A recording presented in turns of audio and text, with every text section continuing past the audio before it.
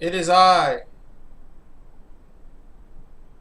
Um, this is my first live stream in a while, so there's nobody watching me. Thank you. Thank you. What we're doing today is we're doing some VR kitbash in Oculus Medium. Yes, that is right. Oculus Medium. Guess what comes out tomorrow? Oculus Quest. We got that pre-ordered in. We're getting it tomorrow. Yes, yes, yes. There will be hopefully live streams of that unless my anxiety and depression take over and I quit all of this in a couple weeks. So stay tuned for that. Um, yeah. So today we are making just random stuff in Oculus Medium. Kit bashing is my favorite thing to do. I've made a few of them before this stream. They kind of suck. We're trying to get better. We're doing it. I think that using VR for 3D model creation is way more intuitive and fun and cool than using Blender or 3ds Max or whatever to try to make 3D models, because seeing them in a volumetric sense and being able to walk around them is just plain cool and easy and fun, and it's great, and everyone should try it. So I can't wait for some VR sculpting tools to kind of mature and grow up and become better and stuff like that. So if you want to check out my 3D work, go to sketchfab.com/user/Austin.Bueller. That's spelled Beaulier.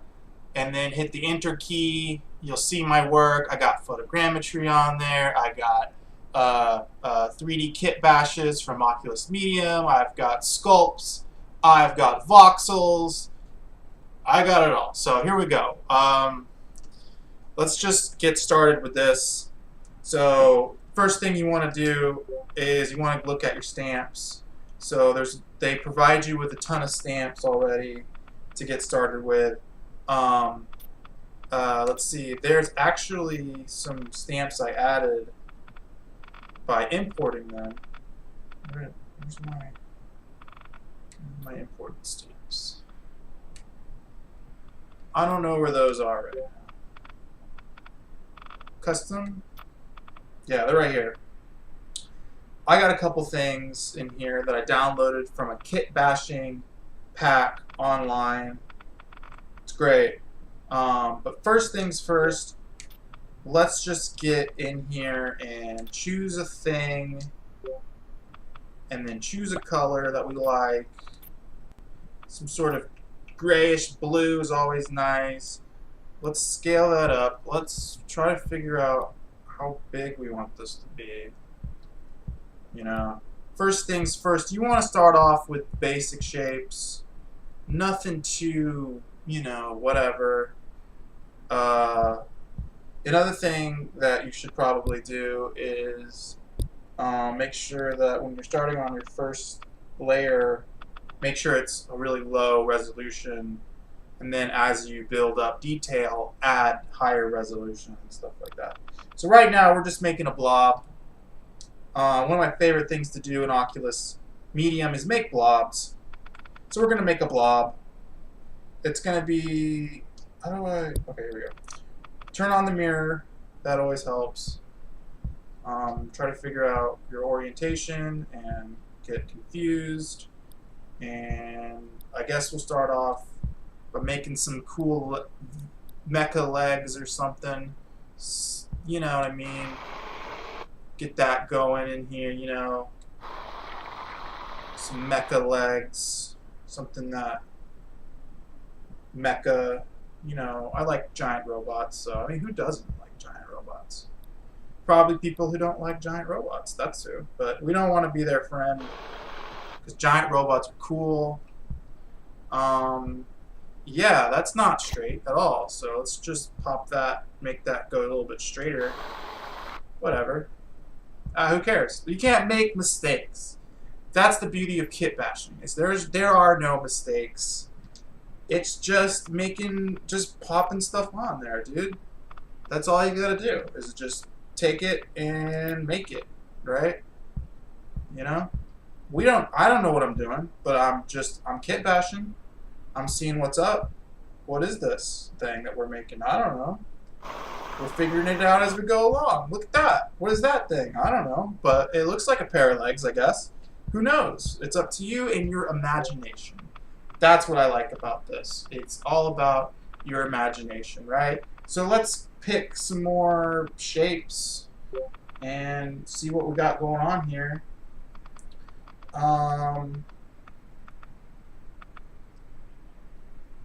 This looks, I don't know, man. Like there's a lot here to look through. What do we want our mecha to look like? I don't know. What is this one? These are just flat panels. No. Let's just use this. Alrighty. Let's go ahead and pop these in there, like kind of. Maybe if we can get some sort of like something like that.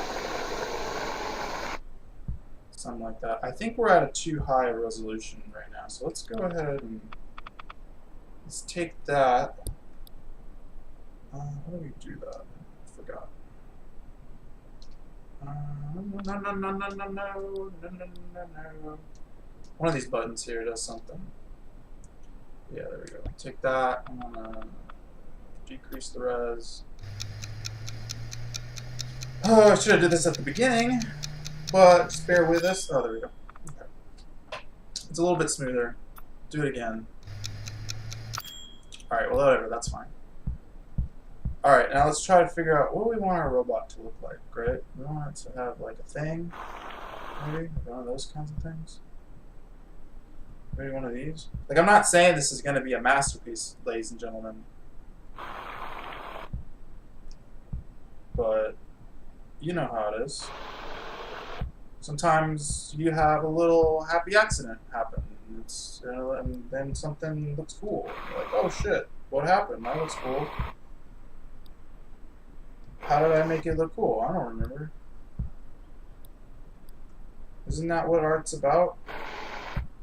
You know, just slapping it on and seeing what happens. I don't, you know. That's the beauty of this.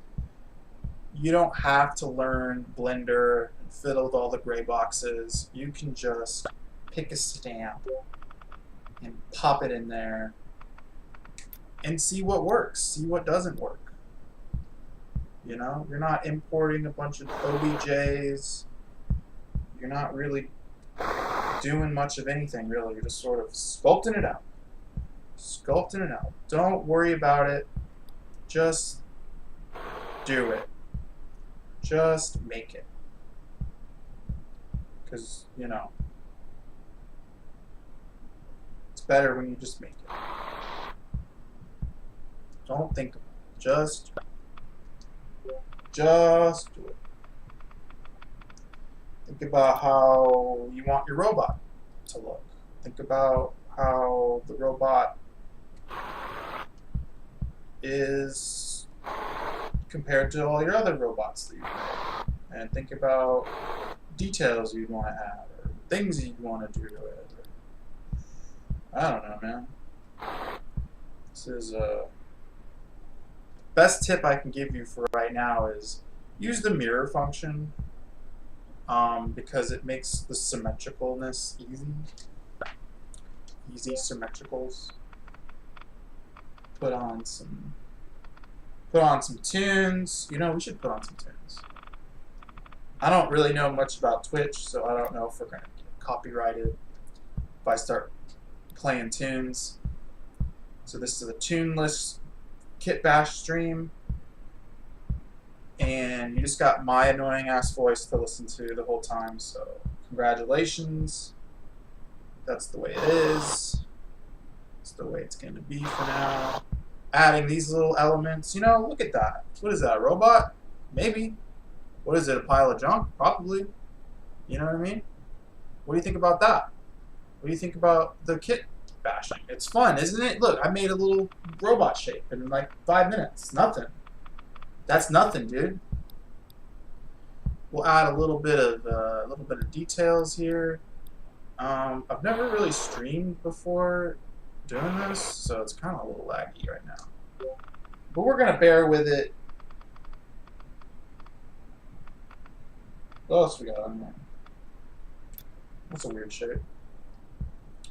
I gotta think about, can we make feet? Should we make some feet? Robot feet? I don't know. The proportions look a little weird. I don't know. Don't worry about it. Don't worry about that. There. I like, no, it just kind of needs to fill out this a little bit.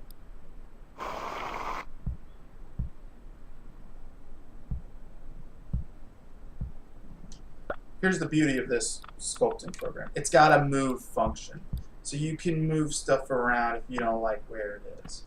Although it kind of gets a little wonky. But we're going to try it out to make it a little bit better in terms of the proportions. Try to make it a little bit like it's, you know, that's not looking too good. That's okay. We can go backwards in time, forwards in time. We can manipulate time. Shoot. Yeah, man, this is just like, it just flows. It should flow when you're kit bashing. You know? There should be purpose behind things. But you should also like try not to get too wrapped up in it. I mean, it's just a kit bash.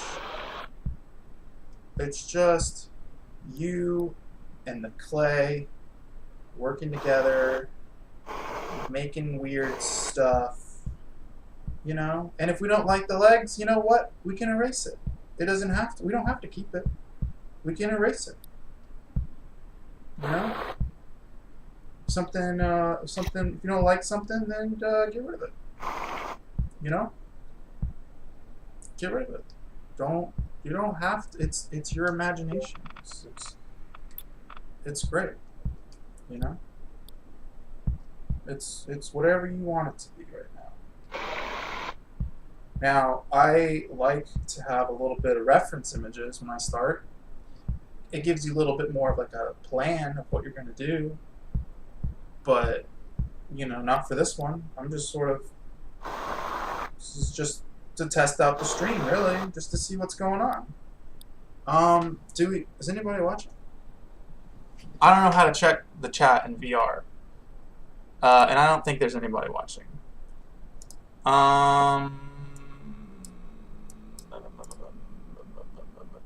Yeah. I mean, how often does someone who just started their account like 5 minutes ago get like a viewer? How do I even? And gamer also needs. What's going on?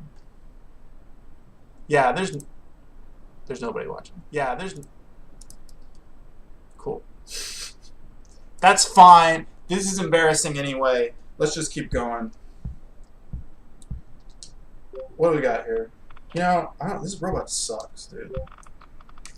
Let's try to keep it going. You know, we're gonna finish it out. Let's see if we can add some details. The legs just needs like some connections to like where the body is. The legs look like too thin to support the massive body or whatever. No, that's not good. Let's go back here and do it. Like some thick, chunky legs and some like maybe it can, you know, use that as a point of articulation or something. I don't know. I think that's pretty cool.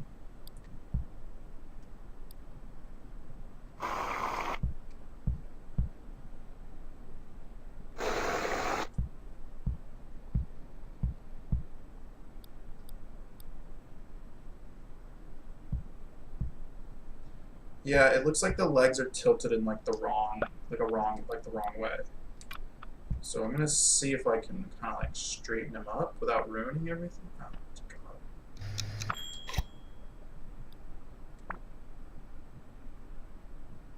some like, oh god, that gotta really mix it worse. Make that as big as I can. So I want to actually, oh god.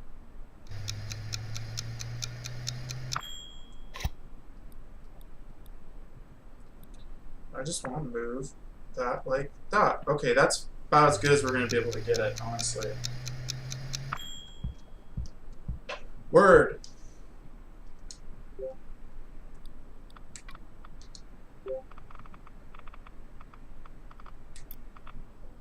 All right, let's dig into this. All right, what we can do now? Look, let's just change our color. Let's make it a little less, you know, bluish gray, and maybe like a light gray. And then let's start adding in some things. Like, look, wow, that's pretty cool. Pop in here real quick and add a little doodad. Look at that. What is that? An exhaust port? I don't know. Could be. Who knows? What is this thing? I don't know. It's a thing. Put it right there. Whoa! Now we're looking great. Huh? That little detail made the whole model. See? Put that right there like this. Put that right there like that. Put this over here like that. Maybe even like pop it out a little bit, you know? See? Popped out. You know what I'm saying? Think about your kit bashing as in you're just, you know, filling out details and you're just putting stuff where you think it should go. I mean, it's almost relaxing. Almost. Right? Just put your little details in. And you got your details in. See? Look at that. 5 seconds and you got like all this there's stuff going on, right? It's almost like there's things happening. There's things happening. Now, if I think about this mecha in the logic of it, right? Like, where does the pilot sit? Is there a pilot? If there's not a pilot, then you don't need to make a cockpit. There's some sort of autonomous robot stuff going on. But, you know, maybe there's a cockpit. Maybe there's a little computer ball thing that is like that's its eyes, right? Where's that now? It's got little eyes now, see? Make that a little bigger. Little computer eyes or something. I don't know, man. What are you asking me for? Because it's my robot, that's why. Alright, let's put in some more details. What is this, a tank? Could be a tank of fuel. Could be a tank of something. Put this over on its butt. There you go. Look at that. Pretty awesome. Pretty awesome. Alright, so let's take that. And then let's try something else. What is this thing? It's like a little thing. I don't like that. What is this?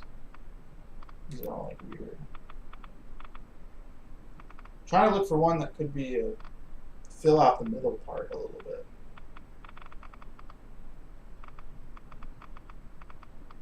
I don't know, let's just use this one. Alright, cool. Pop this in. Kind of fill this in right here. Yeah, that's what I'm talking about. Oh, beautiful. Oh, it looks so good, dude. So cool. Like, it's like a robot, man. Check that out. Do. Robot. Alright. New color. Going a little red here. I don't know. Should it have arms? Maybe we should make some arms. Where does the arms attach? Do they attach right here? Little arms? Little claws or something? You know what? These eyes look really stupid. They look really ridiculously stupid. So let's make these a little better. I'm doing something to them.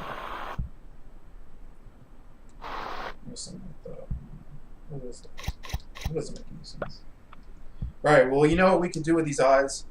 we can do something that doesn't require a stamp. That's right. We're going to make a little wire or something. Let's go that color. Let's turn that down. Let's get some flow going. You want that steady stroke up. And you want to make, okay, well, you want to figure out where your wire's going. Like, does the wire go from here into the thing like that? That's kind of cool. Okay. There's another one. Where did this one go?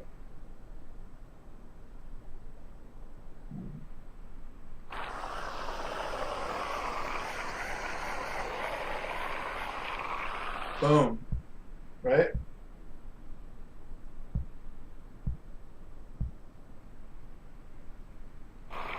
One more. Right into there.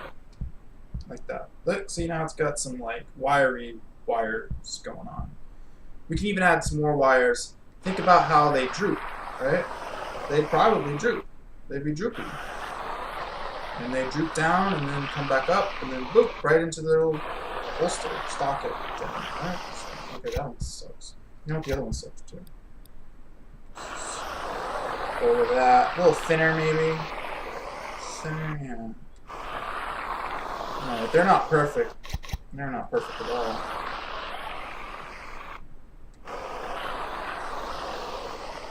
There we go. I don't know, man. That's kind of cool. Looks kind of cool. Right? What is this? Power? Are these power cells that are in the front right here? Little power cells? Oh, this got to connect to something, right? Let's turn that down. Power cell to power cell. I don't know. Boom. There you go. What does this connect to? I don't know. It connects to that. That's pretty cool. What does this connect to? What connects over here to this thing? And then, oops. Man, that doesn't look too good. We're just gonna leave that alone. Alright, what's this right here? Looks like that. That. One more. There we go. Yeah, look at that. We're doing it. Alright, well, this is like a big thing we can connect right here. Boom. Alright, let's do it from the side. Boom. Yeah, you like that, huh? Pretty cool. Pretty cool stuff here. Look, we're making it look all mechanical.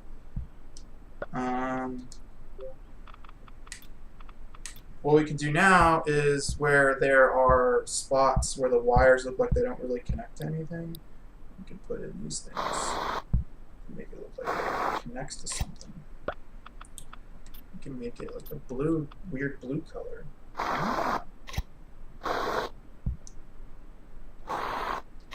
Yeah, those don't look too bright. Whatever. We're gonna smooth that out a little bit. There we go. Just smooth that out a bit. I mean, honestly, look at that. What does that take? 10 minutes to make that? Not bad. Not bad. All right, so let's pop in here. Let's add some details. Let's get some of that on there. I think that needs to be like a darker gray color.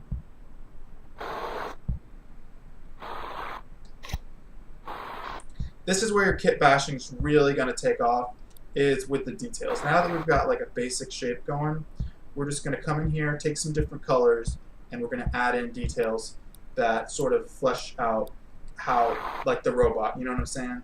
So what we're going to do is we're going to just do that a bunch, and that's where this gets really kind of cool and really kind of boring at the same time, because details make the model, but like it takes a long time to add in a lot of different details. Do you know what I mean? It can really bog you down with like, oh man, I made this cool blob thing, but now what do I gotta do? Add in some weird stuff? Like, I don't want to do that. This takes forever. We're gonna do it. We're gonna make it cool. We're gonna do some cool stuff. Add in some new colors. Add in some stuff. Like, let's think about, all right, what are these things here, right? Like exhaust pipes or something. All right, well, let's make them more detailed, I guess. We're gonna erase, and we're gonna erase inside. So make that look like it was a real exhaust thing. Oops. Yeah, that's not supposed to happen. Alright, hold on. Make that just a little bit smaller. And then we're going to put on... We're going to make a line. Make a line up. There we go. This is how you would do, like, gun barrels and stuff, right? You wanted to add a little detail to your gun barrel. Panels. Use panel.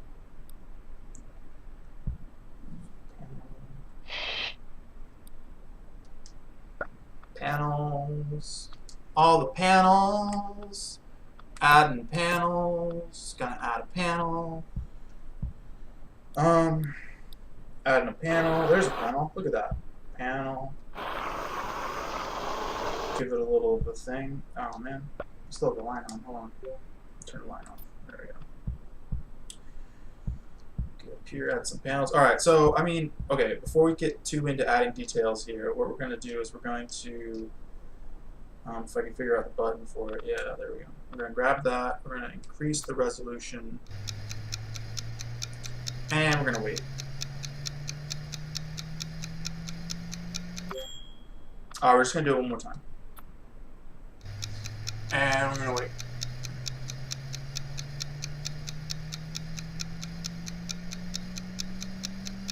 Gonna wait here. Wait through the loading.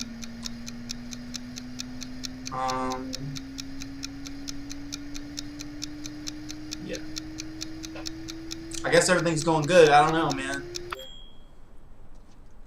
Great. Look, we did that. Oh my god, look at that. So great. Look, look. I don't know how long we've been streaming, but it's a little robot, right? And I don't know how to use 3D programs. I don't know how to use Blender. I don't know how to use, you know, Cinema 4D. I can't model this from scratch. I can do it in a VR sculpting program if I just sit down and do it. But see, that's what it is, man.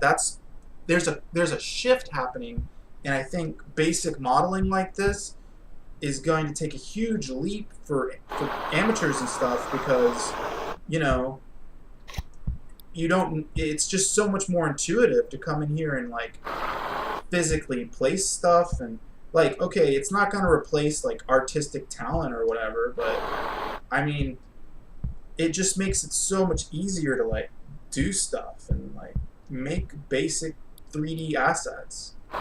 It's really cool, and it's a really cool new thing that I think is going to change the way people make 3D assets and 3D models, and this is like, I think this is the future. I mean, I think maybe you know, if animation tools get better for this, the 3D modeling tools get better, I think it can be hard for people to justify doing 3D modeling in any other sort of process. Like, VR is the way to go at this point for basic 3D modeling. Like, if I was starting out learning 3D, I would start with something like this to wrap my head around it, and you really sort of like, you can scale it, all this other stuff. Like, when I first started Blender, I thought that the way to control the camera was so counterintuitive, right?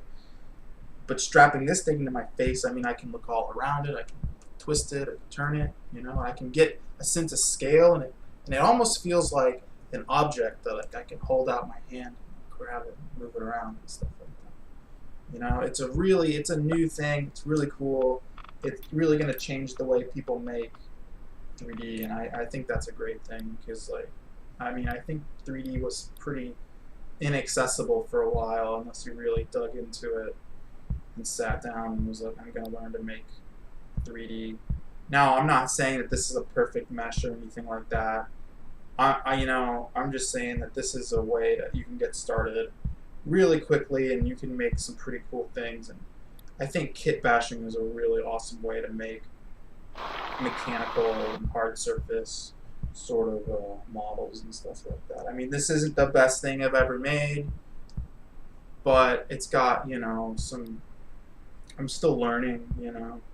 I'm learning how to make mecha, how to make robots and spaceships and things like that. And this is sort of like a test bed for ideas and how these different stamps that they give you can interact with each other to make a interesting character or model or anything really. And for mechanical stuff, I think that's really cool. Um, Now, I like kit bashing, but that's not everything that there is to 3D modeling, and there's some things that this software doesn't do that well compared to something like, you know, traditional 3D modeling software. But it'll get there. I think, in a couple of years or so, there will be, they're going to figure that out, and it's going to be a huge sort of shift in like professionals' workflow with 3D modeling. I think that's something that's really going to change in like the next few years. You can already kind of see it happening. Things like Google Blocks and maybe Quill and stuff like that. Rigging models. Oh God, rigging models is a huge pain in things like Blender. Once you figure it out, I mean, it's pretty cool, but it takes, oh man. But if you do it in this, I mean, it's sort of like you're puppeteering it a little bit. I mean, you grab the bone and you move it around, and then you stop frame your animation or whatever. I don't know. I haven't really messed with things like Quill or anything like that. But I will. I'm gonna start doing that and getting sort of like animated stuff going on. But I mean, really, like, this is a way for amateurs really to sort of get started with this 3D stuff, and I think 3D asset creation is going to be really important in the future of creative mediums. I mean, it already is, but I think the barrier for entry with this stuff is just going to get lower and lower and lower until eventually, anyone can do it. I mean, anyone can already do it, but I think doing 3D stuff like this is really cool. That's why I'm doing this live stream here. To show people, like, hey, look, you can make 3D stuff. Alright, this robot kind of sucks, but let's think about what are some things that look kind of cool, right? So I think this back part looks really cool. I think this is, I think that looks pretty neat, actually. And I like this stamp right here and how it connects, and you can make it connect with other things and kind of do it in a different way.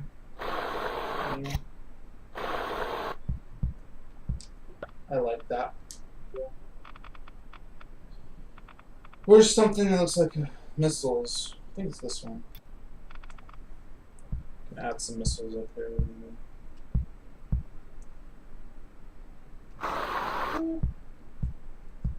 Alright. Maybe they need to be bigger.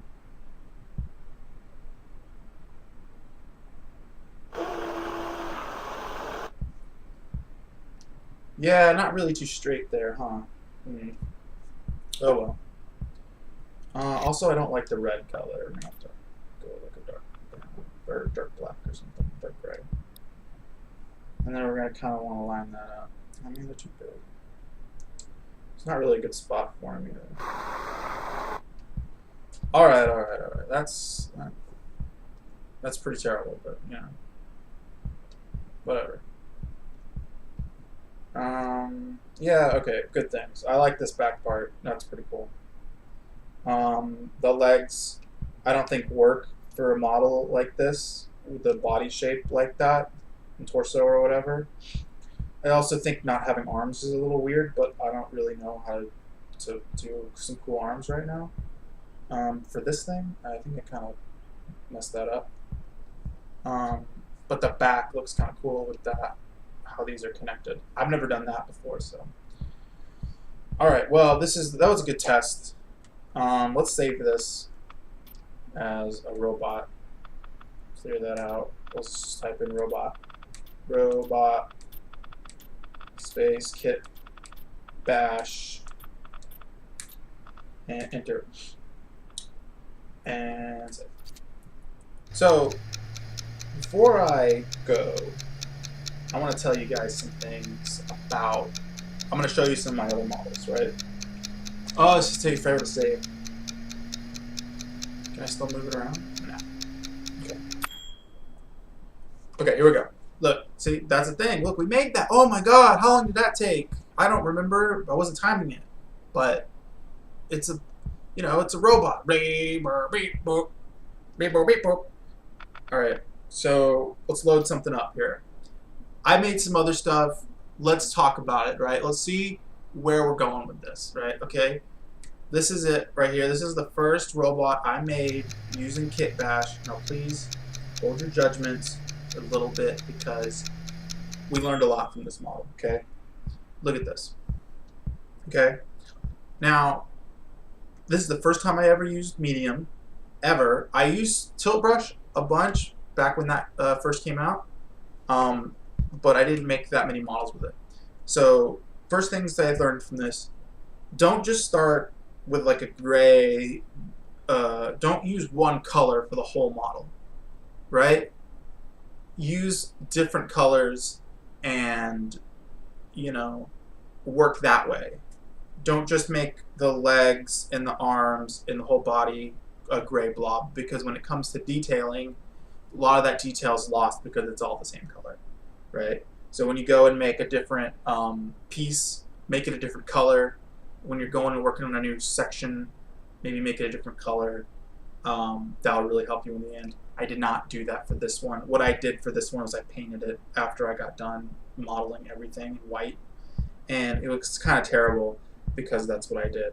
But if you look here, I mean, it's not the best thing in the world, but it's my first try. So few things I like about this, there's a little antenna, the arms are kind of cool, and then I made a detailed little cockpit here that you can sit in, you know, kind of work on the controls and stuff. Another thing I didn't know about a Medium at this point was the fact that there was different resolution levels. You know what I mean? And that kind of made it hard to detail in the cockpit a little bit. You know, but as you can see, I can kind of like, yeah, the spray painting really helped pop some of the model, but like I said, the fact that I used all white for this was a bad idea, and I should have used like gray and then like a dark gray and maybe some blue grays and stuff like that, but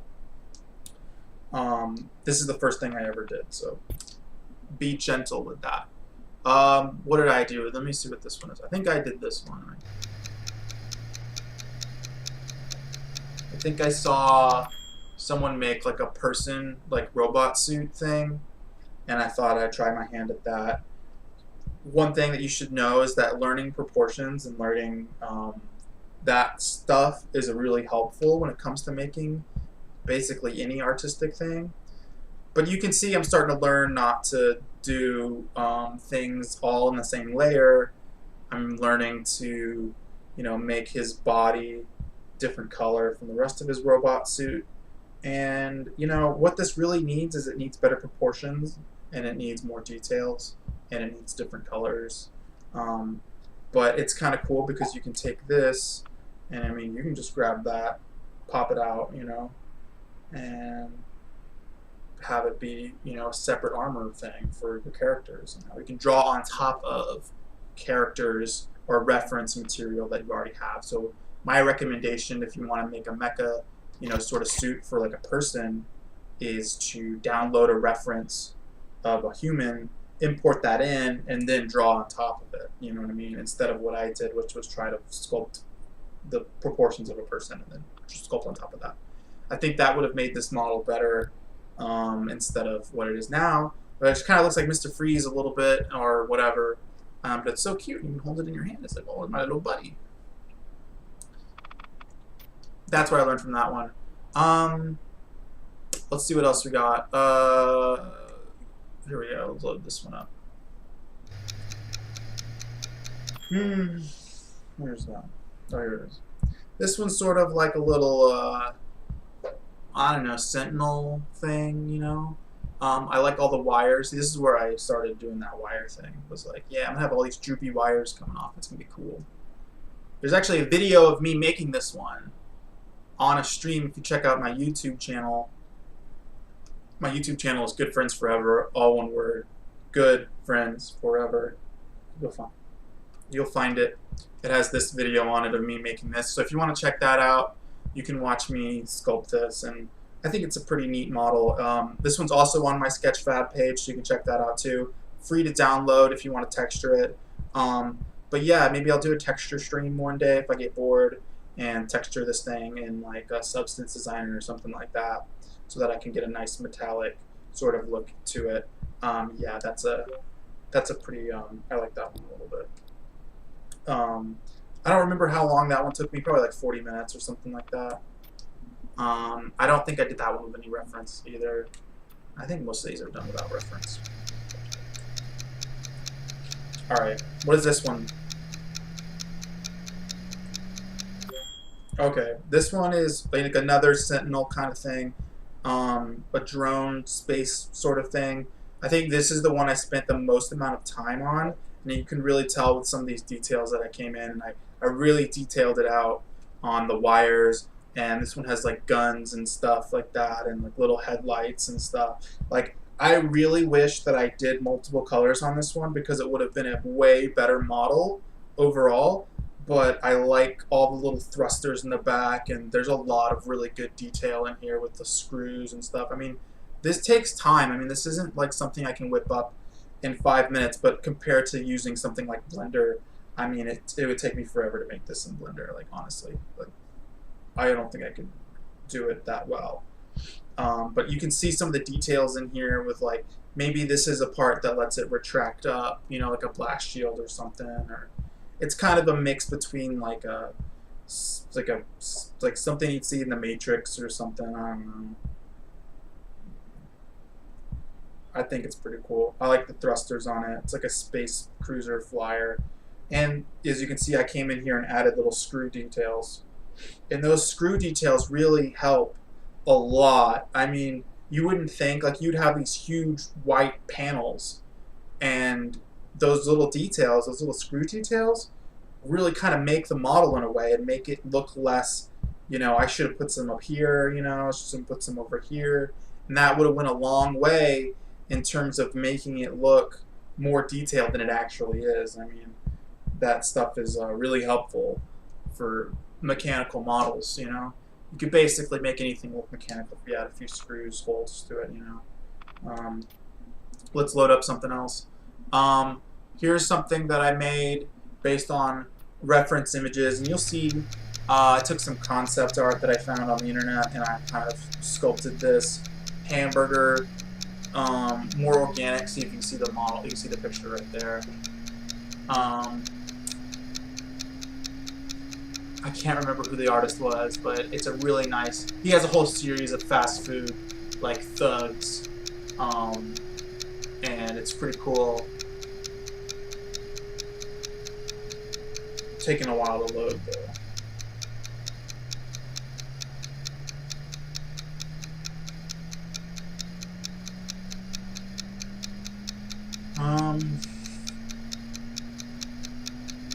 Yeah, this is taking a lot longer than I thought it would. This one's also on my Sketchfab. I think it's pretty cool.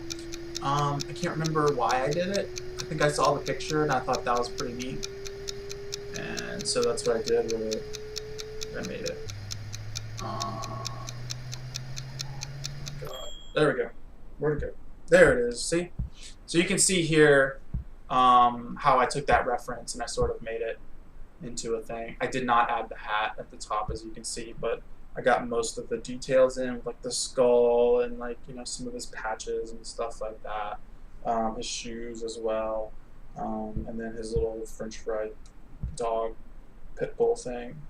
And then you know, this mold up here, that's just me spraying a little bit of different colors and stuff like that.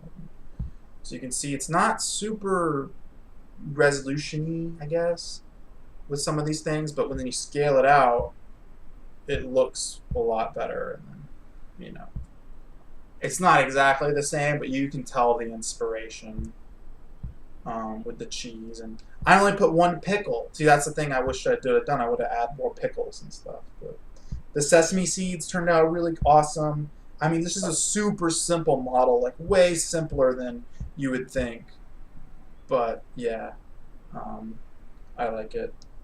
Um, let's load up something else here. What we got? I made an apple, so pretty self-explanatory. That's the robot kitbash that I just did. There's a flying car. I tried to do a human face. That turned out horrible. This is some of my photogrammetry that I kitbashed on top of. Now this is probably going to take forever to load. Probably.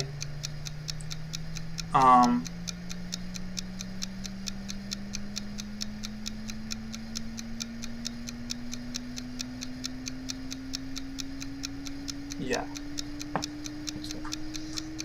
Just wait.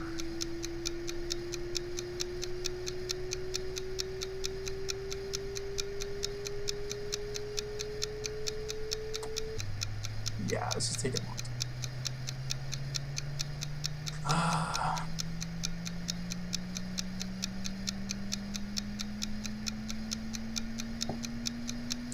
Yep. I don't know if this one's gonna work. I think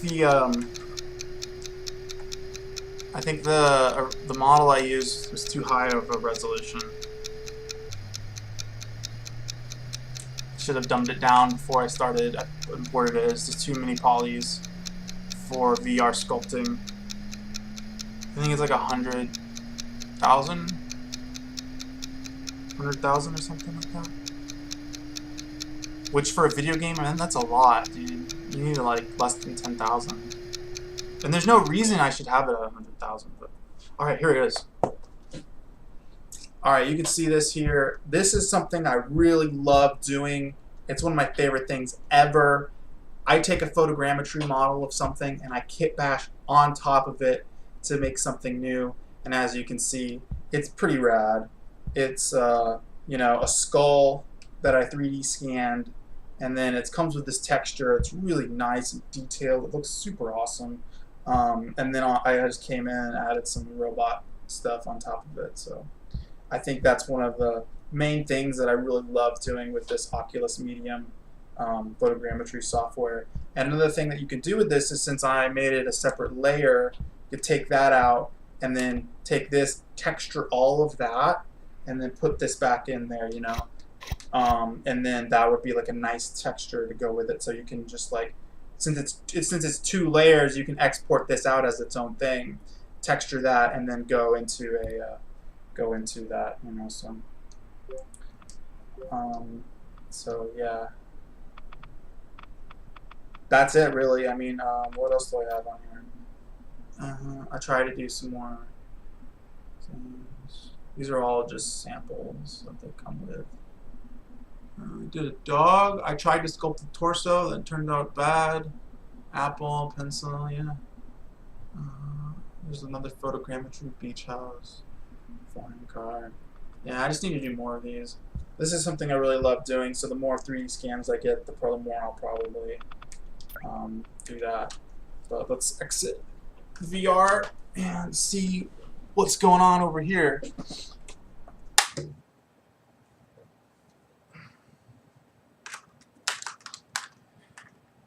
Yeah, that was pretty cool, guys. I was making, you know, sculpting in VR. I mean, that's just like that's pretty sci-fi cool stuff going on. Let's make me full screen here. I don't really know much about how Twitch works, but I'll figure it out. What's next here? Ugh, got some dandruff. Let's talk about it. Let's talk about photogrammetry. Let's talk about VR. Let's talk about sculpting in Oculus Medium. Let's talk about the Quest. See, that's coming out tomorrow. Gonna have a lot to talk about that. Programming for it. Some of the limitations of it compared to the desktop Oculus, which is something that I've been doing.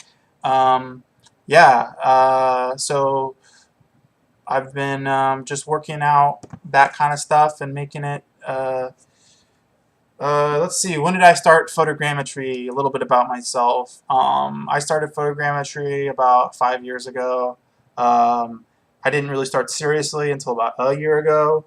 Um, about 5 years ago, photogrammetry was a little different for me. The things that I would scan and what I thought the technology could do was a little bit different. Um, the scanning that I did back then was things like the Skinect. Like I would take an Xbox Kinect and plug it into my laptop and use a program called Skinect, and that would let me 3D scan anything really. It wasn't that great. The resolution wasn't super high. The textures weren't that good.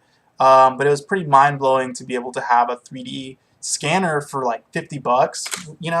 Like that's really good, and um, that's a really good price to get started with 3D scanning. So I 3D scanned some of my friends, and I 3D printed them out on my 3D printer. I have a FlashForge Creator 3D printer, and that's I really like that one. It's got the dual extruders and stuff like that, so you can do two-color 3D prints. Um, yeah, I'll show some of those off.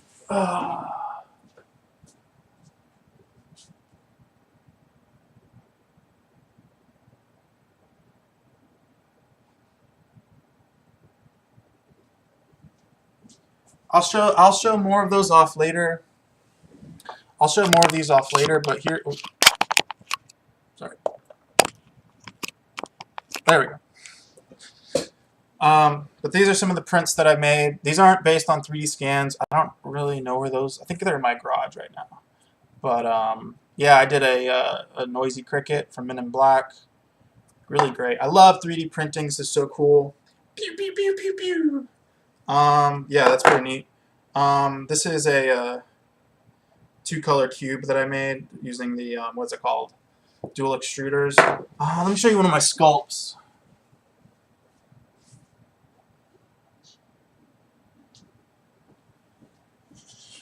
This is a test print of a sculpt that I did. Somebody wanted like a hood ornament for their food truck or something. So this is one of the test prints that I did. It didn't turn out perfect, but I gave them the perfect one. So this is the one that I kept for myself. So this is all sculpted in medium and then 3D printed on my FlashForge Creator. It's a little tricky to get 3D prints to work sometimes because I didn't want to use any supports on this, so I didn't. And I printed it in two pieces and tried to glue it together with like really bad glue that I just had left around. And then also the print wasn't perfectly flat, so when I glued it together, it has like this little gap here. So that's not fun. That's not cool. But it's it's a pig, a ballerina pig, kind of flying around here. That's so I made that, and um, I sculpted that, and some of the projects I did. I don't know. In terms of photogrammetry, I can show you guys some of my photogrammetry work that I did on Sketchfab. I didn't do it on Sketchfab. I uploaded it to Sketchfab, so you guys can check that out. Let me I don't know how this works.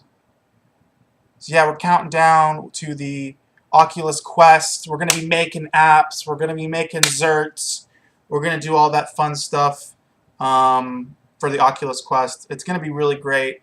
I've been following VR for a while. I've got a bunch of different kinds of VR headsets over the years. Obviously, I got my Oculus, but I can show you some of my early stuff that I started out with, some Google Cardboards that I made back in the day. Um, let's just do a new window capture.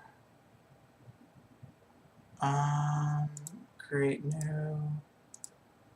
Chrome, okay. Does Chrome work? I don't think it's working.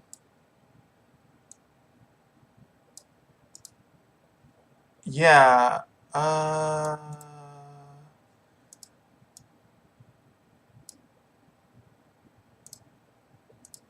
What is?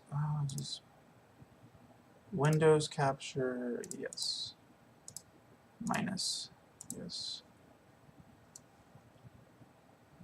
We got some streams coming tomorrow for Beat Saber, Super Hot. Um,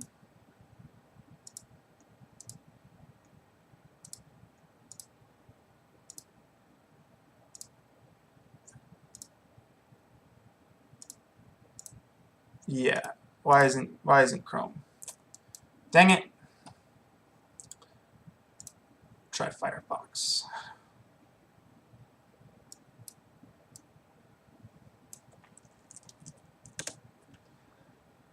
We got the Quest. Got my pre-order in. One thing I'm really excited about in terms of the Oculus Quest is that I'm going to be doing the web VR. I think web VR could be a huge platform for indie developers on Oculus Quest. I think that could be pretty cool. I did a few things with A-Frame back in the day for like Google Cardboard and stuff, and that's been really fun to sort of make those kinds of experiences and stuff like that. I typed in Sketchfab into the Sketchfab window, and that's kind of silly. Okay, well, look at that. We got Firefox going on here. I'll move this window over there. So let me show you some of my photogrammetry work. Photogrammetry is the process that I use to make most of my models. If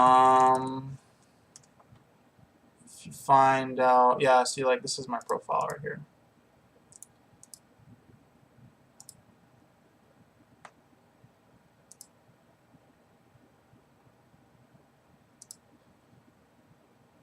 So photogrammetry, to explain it, would be to say, like, okay, you take a bunch of pictures of an object all around it in like a dome kind of, or like a sphere of photos, just like picture, picture, picture, picture, picture, picture, picture. You know, you want to capture the object from every angle you possibly can, and the more photos you have, the better your photogrammetry is going to turn out. So you need at least, like, I'd say like 50 to 200 photos for an object.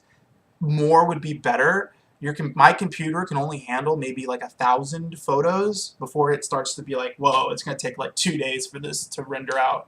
So in terms of my stuff, it's not the best photogrammetry in the world, but in terms of making, you know, cool stuff, it's really awesome. And so let's take this one for example. This is probably one of my most popular models. It is my most popular model inside of a Nintendo GameCube, right?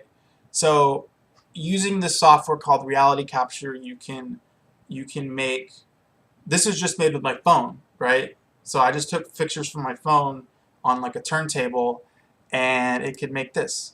What's going on? What is going on with Firefox right now? All right. That's not good.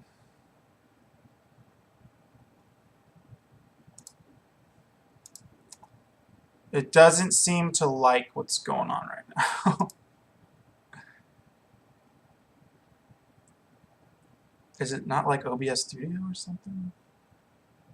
I don't know. Let's take that down a little bit. Take this up a little bit. Okay, so Sketchfab is great. I love Sketchfab. It's awesome. You can upload 3D models and make it look and share it really quickly. But another thing, this is the killer right here. View in VR. Check that out.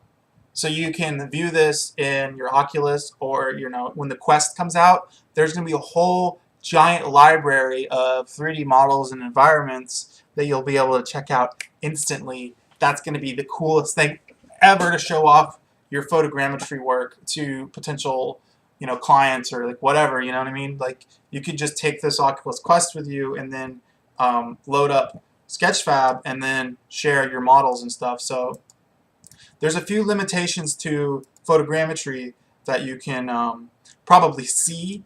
You know, it's not the best mesh in the entire world. It's going to have some problems with it. You know, this is supposed to be like a circle, right? But look at that. See, why does that happen? I don't know. It doesn't like black shiny objects. It doesn't like pure white objects. It doesn't like reflective things. It needs texture. It needs detail in order to make stuff, you know? Flat panels of color will make artifacts like this. If you don't capture at the right angle, it'll have artifacts like that on like overhangs and stuff. You know, and then make holes where there's not a lot of detail, or you know, stuff like that. But overall, I mean, it comes out pretty cool, right? Like, look, that's the inside of a GameCube, and you can see how detailed it gets. I mean, it captured Nintendo on the circuit board. That's pretty cool. And yeah, that's what we're doing here. Now, there's some other 3D models that I've made over the years, but doesn't seem like Firefox really likes OBS Studio. Yeah, some video game related stuff. Let me show you some that I took with my drone. So down in Houston, there's this building that's just covered with graffiti. You'll see. Dude. Why me? Okay, well, this is going about as good as I expected it to.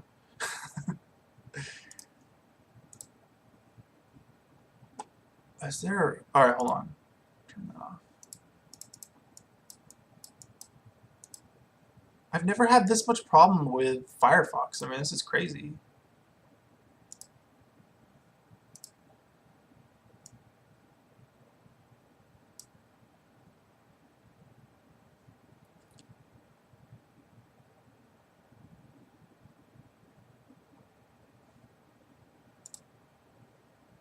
Okay, this is my friend's pedal board that I 3D scanned. These are all from iPhone pictures. I have the iPhone 8 Plus. How many photos is this? I can't remember how many photos. This is probably like 50-something photos. But yeah, pedal board, that's pretty cool. Got that going. Photogrammetry is great. Love it. These are all free to download, by the way. Go to sketchfab.com/my name, Austin Bouliar, and then you can see my models. A lot of them are free, and if you want free stuff, I mean, there's nothing better than that. Okay, here's the graffiti building I was talking about, and hopefully it'll load. There we go. So, as you can see here, let's turn off the annotations.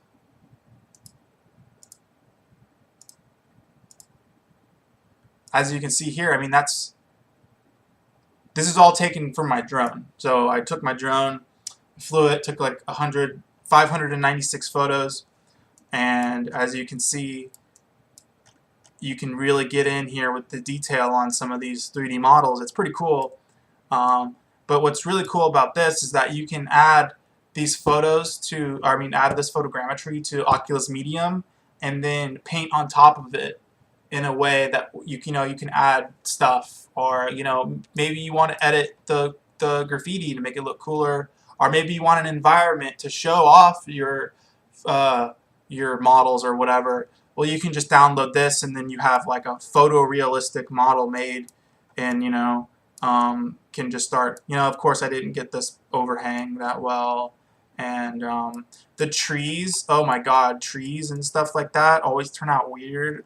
So I mean, it's not a thing that you can use for everything, but photogrammetry is a good tool to capture things like this, because the building has a lot of artwork on it that like makes tracking points for the software to like capture and stuff like that. So you'll be able to look at some of this stuff and see how much detail like this photogrammetry stuff can really pump out, and how easy it is to make a photorealistic model in not that much time or with not that much skill, really.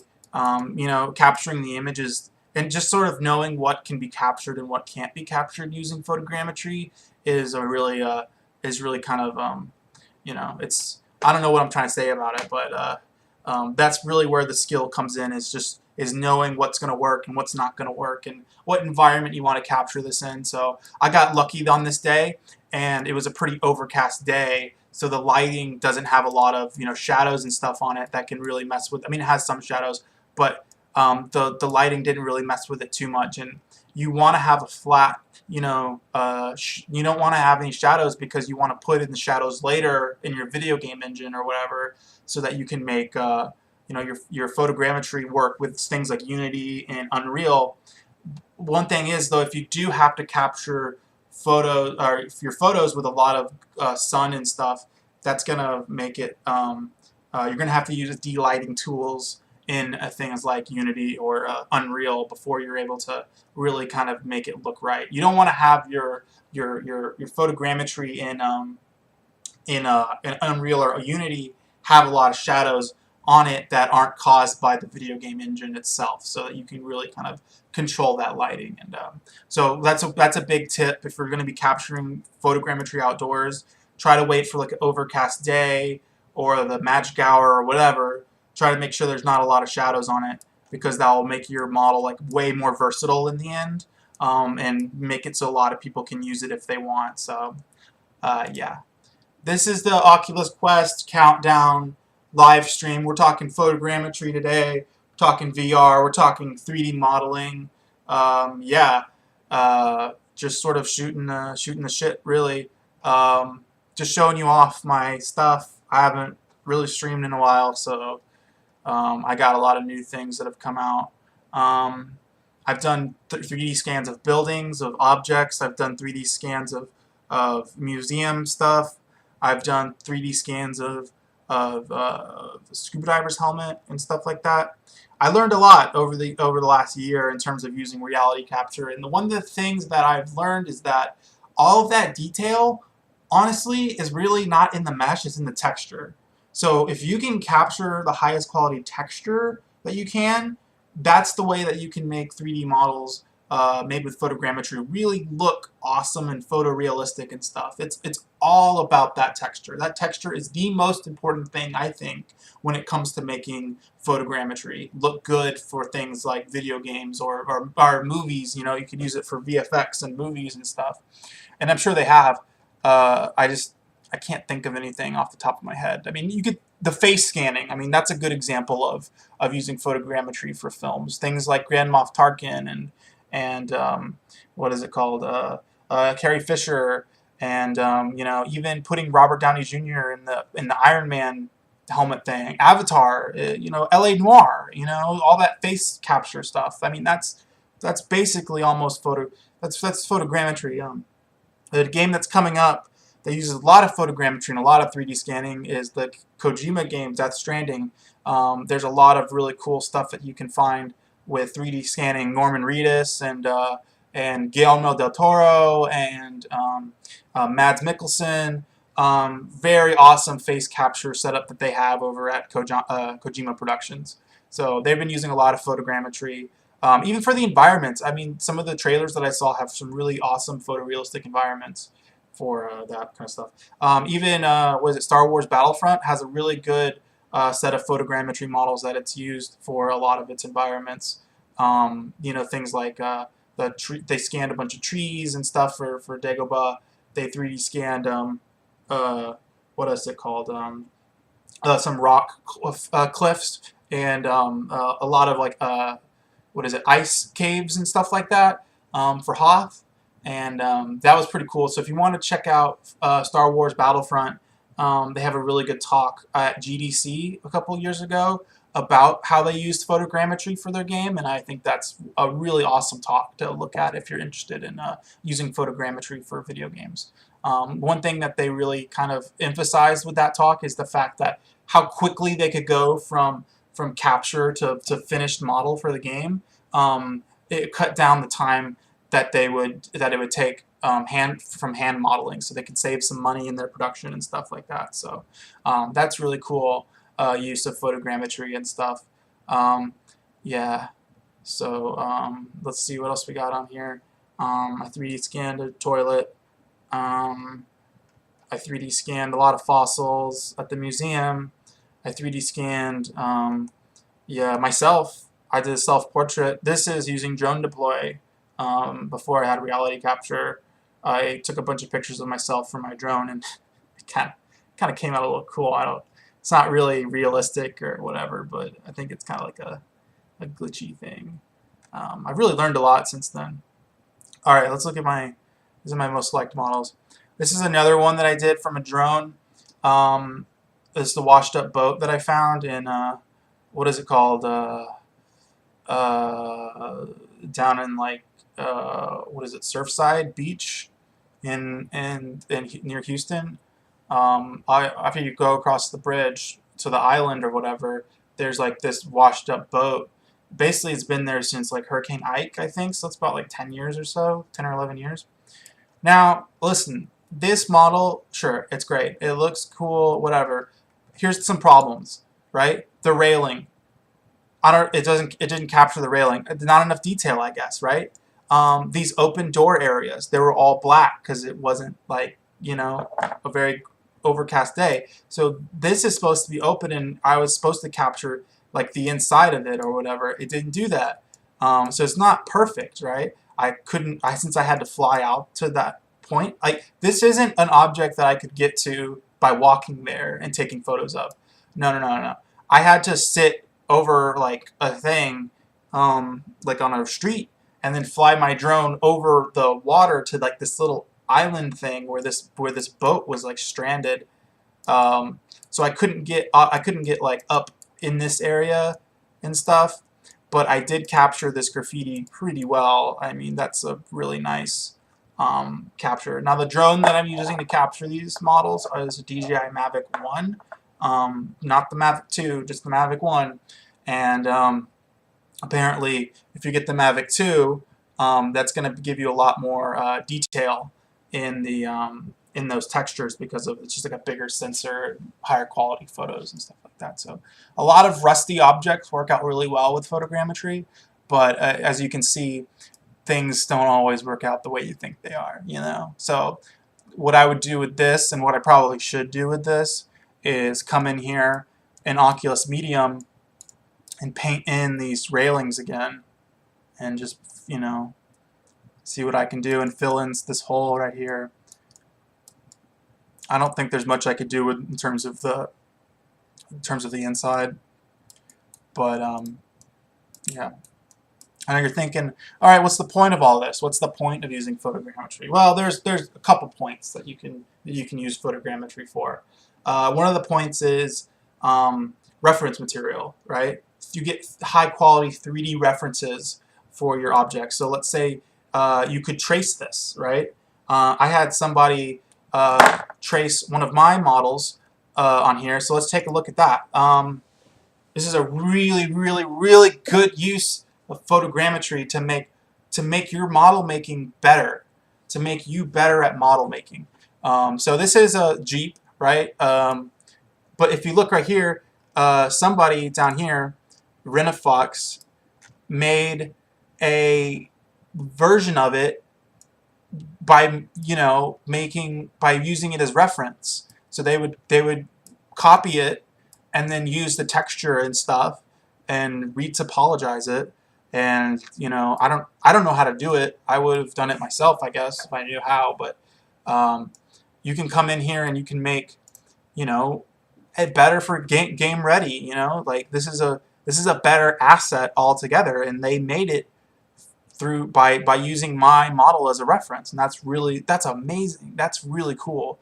So using photogrammetry as reference material can really help you make some pretty cool 3D assets. Now, if we come in here, we can inspect this, and we can check out the mesh itself. Now, look at this mesh. This is a very simple, easy mesh, perfect for video games. It won't take up a lot of your budget. Look, 2.5 triangles, right? Or 2.5 thousand triangles. That's awesome. That doesn't take up any performance at all. So if you're gonna make something for Oculus Quest, you're gonna want to have not that much detail in your mesh and stuff like that.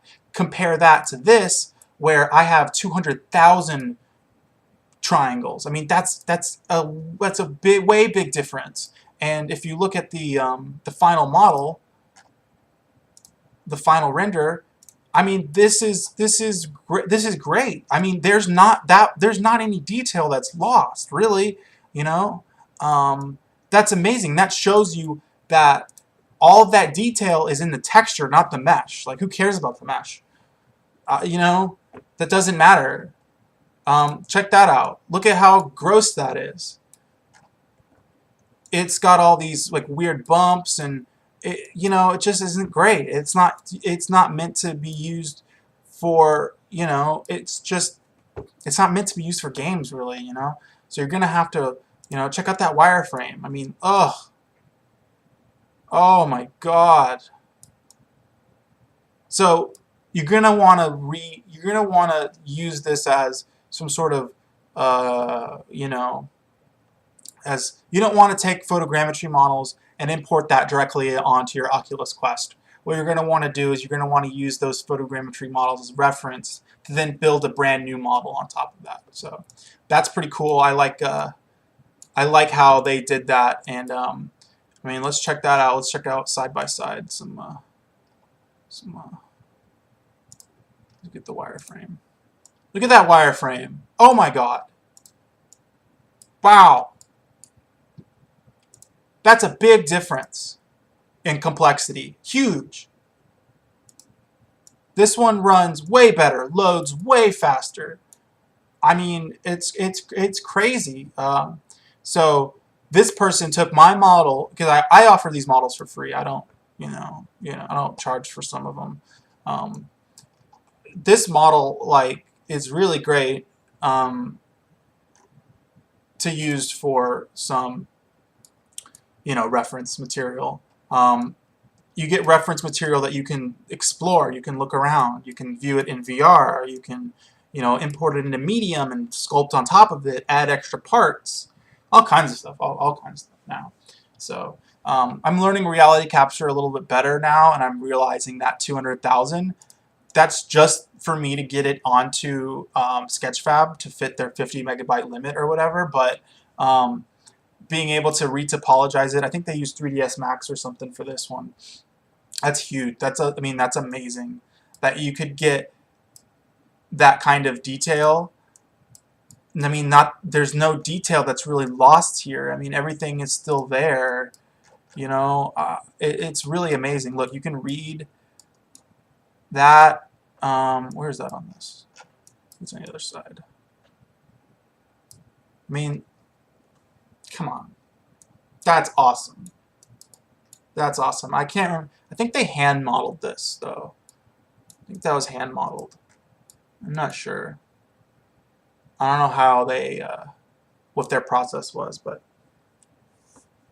what I'm trying to say is that you can take the photogrammetry, you can use it as reference material, and you can really make some high quality models to use for your Quest games. That's what we're doing here. We're waiting. We're counting down. Oculus Quest coming out tomorrow. Yeah, we've been waiting for this moment basically since the DK1, right? That was the goal, right? Is to get to have a wireless headset, to have something that you can take anywhere and you can share with your friends. I mean, that's the next step for the Quest. So being able to understand the limitations of that is going to be something that's going to be really important for developers to understand. And then since photogrammetry is a really fast and easy way to make high quality photorealistic 3D models, I think that's going to be really important for the future of the Oculus Quest. And being able to dumb down those models for it is going to be huge. I mean, yeah. So I've been kind of practicing with some of my photogrammetry and stuff like that. 1,000 triangles, that's too much for a box, right? This model basically is a box, right? So having that much like detail in the mesh, it's unnecessary, since all of that detail is really in the texture. Like, it doesn't matter what the mesh looks like, and of course you can see that there's some artifacts here that you can clean up and stuff. But that's for you to do, because I offer these models free to download. So if you wanted to check those out, you can. Here's another one I did with my drone. You should be able to Google this one and find out where it is. In Houston. But yeah, that's what it is. I mean, like, you can really get some awesome detail. I mean, look at that brick. That's really cool.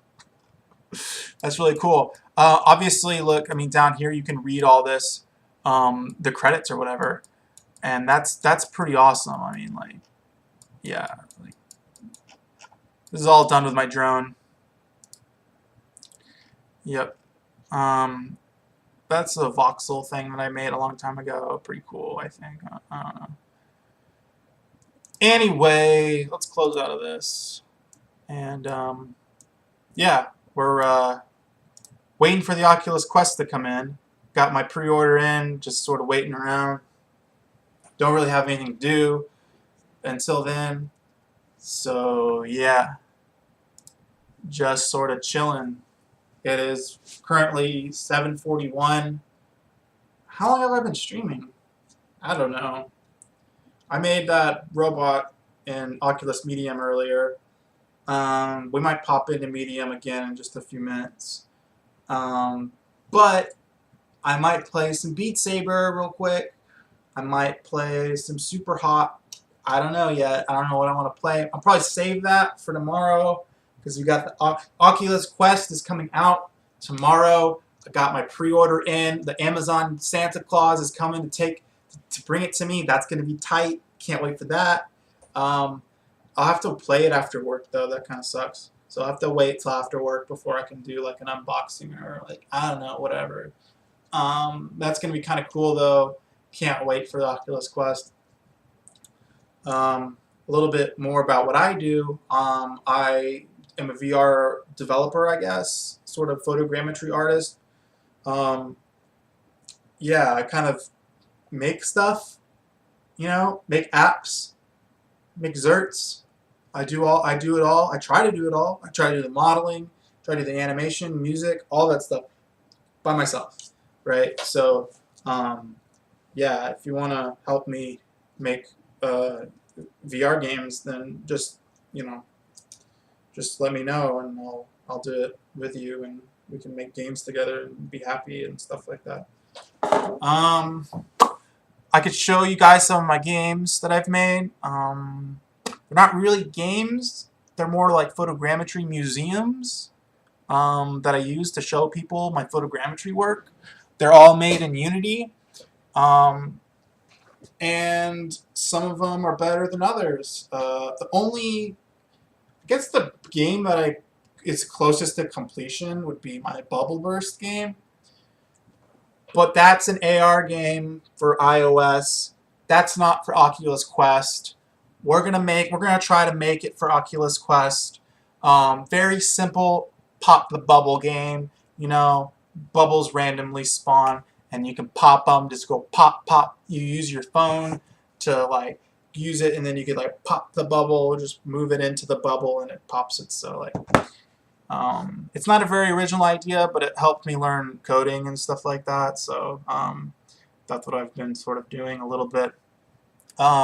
So I'm very excited for the Oculus Quest. It's gonna be awesome. It's gonna be really cool. Let's show off some of my VR stuff that I have.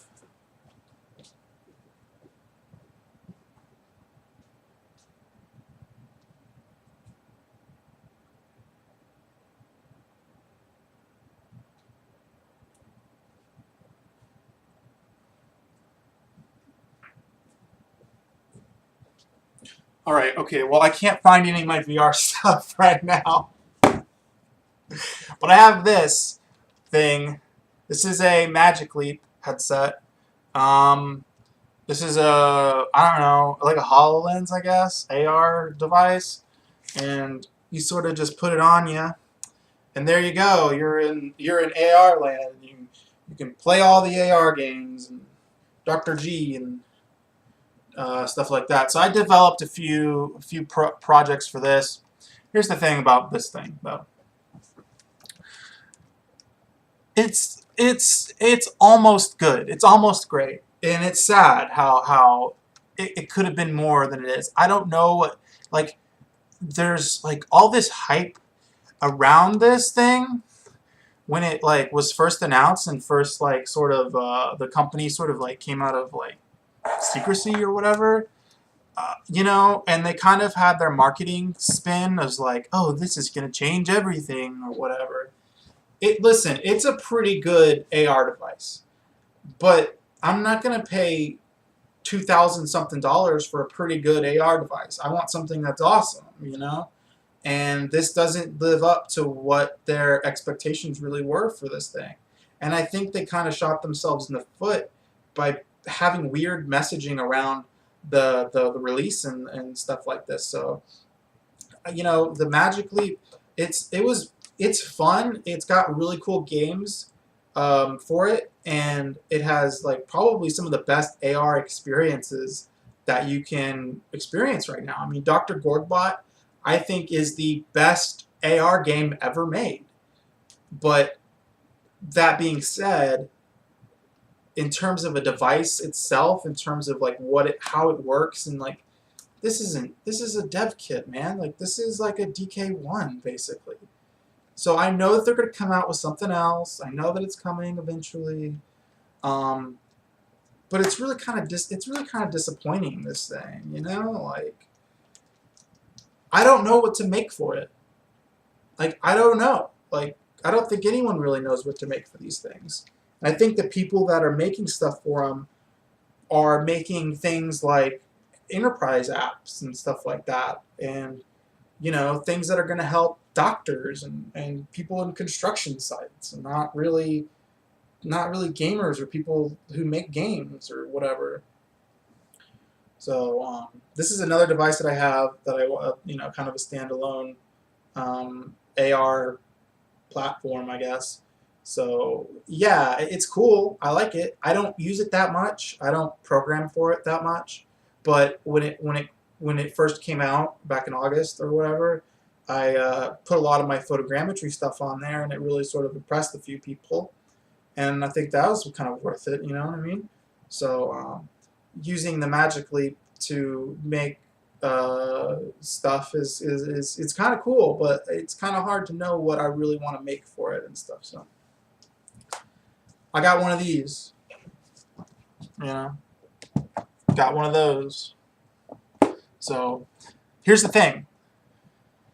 Neil Stevenson is going to be in Houston next month, and I'm going to bring this to get it signed by Neil Stevenson. So that's going to be badass. So I'll probably have one of the only Magic Leaps that is signed by Neil Stevenson. So if you don't know, if you're not in the know, Neil Stevenson wrote Snow Crash, which is one of the best VR science fiction novels ever written. So like way before The Matrix and stuff like that.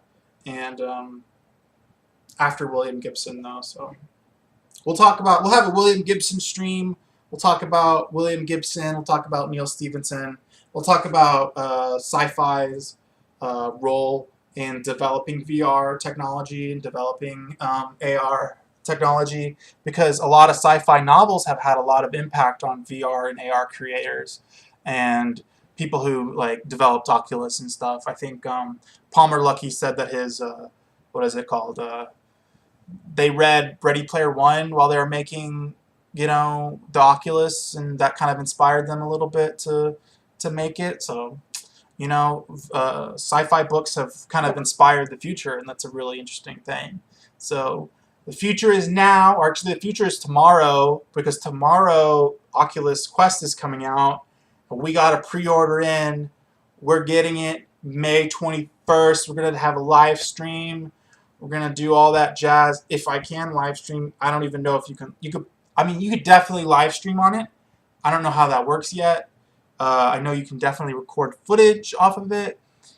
I don't know, man. They have to have live streaming capabilities on Quest. I mean, that's got to be it, right? You know, like why wouldn't you have that? I mean, it's a no-brainer. So it's gonna be cool once that comes out tomorrow. We'll be checking it out. We'll be playing some games. We'll be seeing how many polygons of photogrammetry we can cram onto that thing.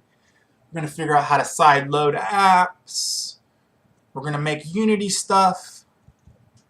Yeah, that's what it is, you know? That's what we're doing tomorrow. So we're going to play some VR games. We're going to have a grand old time. Yeah, so Oculus Quest. Tomorrow's the day. I mean, we've been waiting. Shoot, man, I think I've been waiting since the DK1 was released for something like this. That's a long time, you know. I wanted that standalone headset. And I thought that, you know, the Oculus Go was going to be it. But the Oculus Go is like, I mean, I don't care about 3 degrees of freedom anymore. Like I just don't. Like I don't care about that. You know? I really think that the Oculus Go shouldn't exist. I don't think that should be a product that they made. You know, I don't know what they were thinking when they made it and they released it.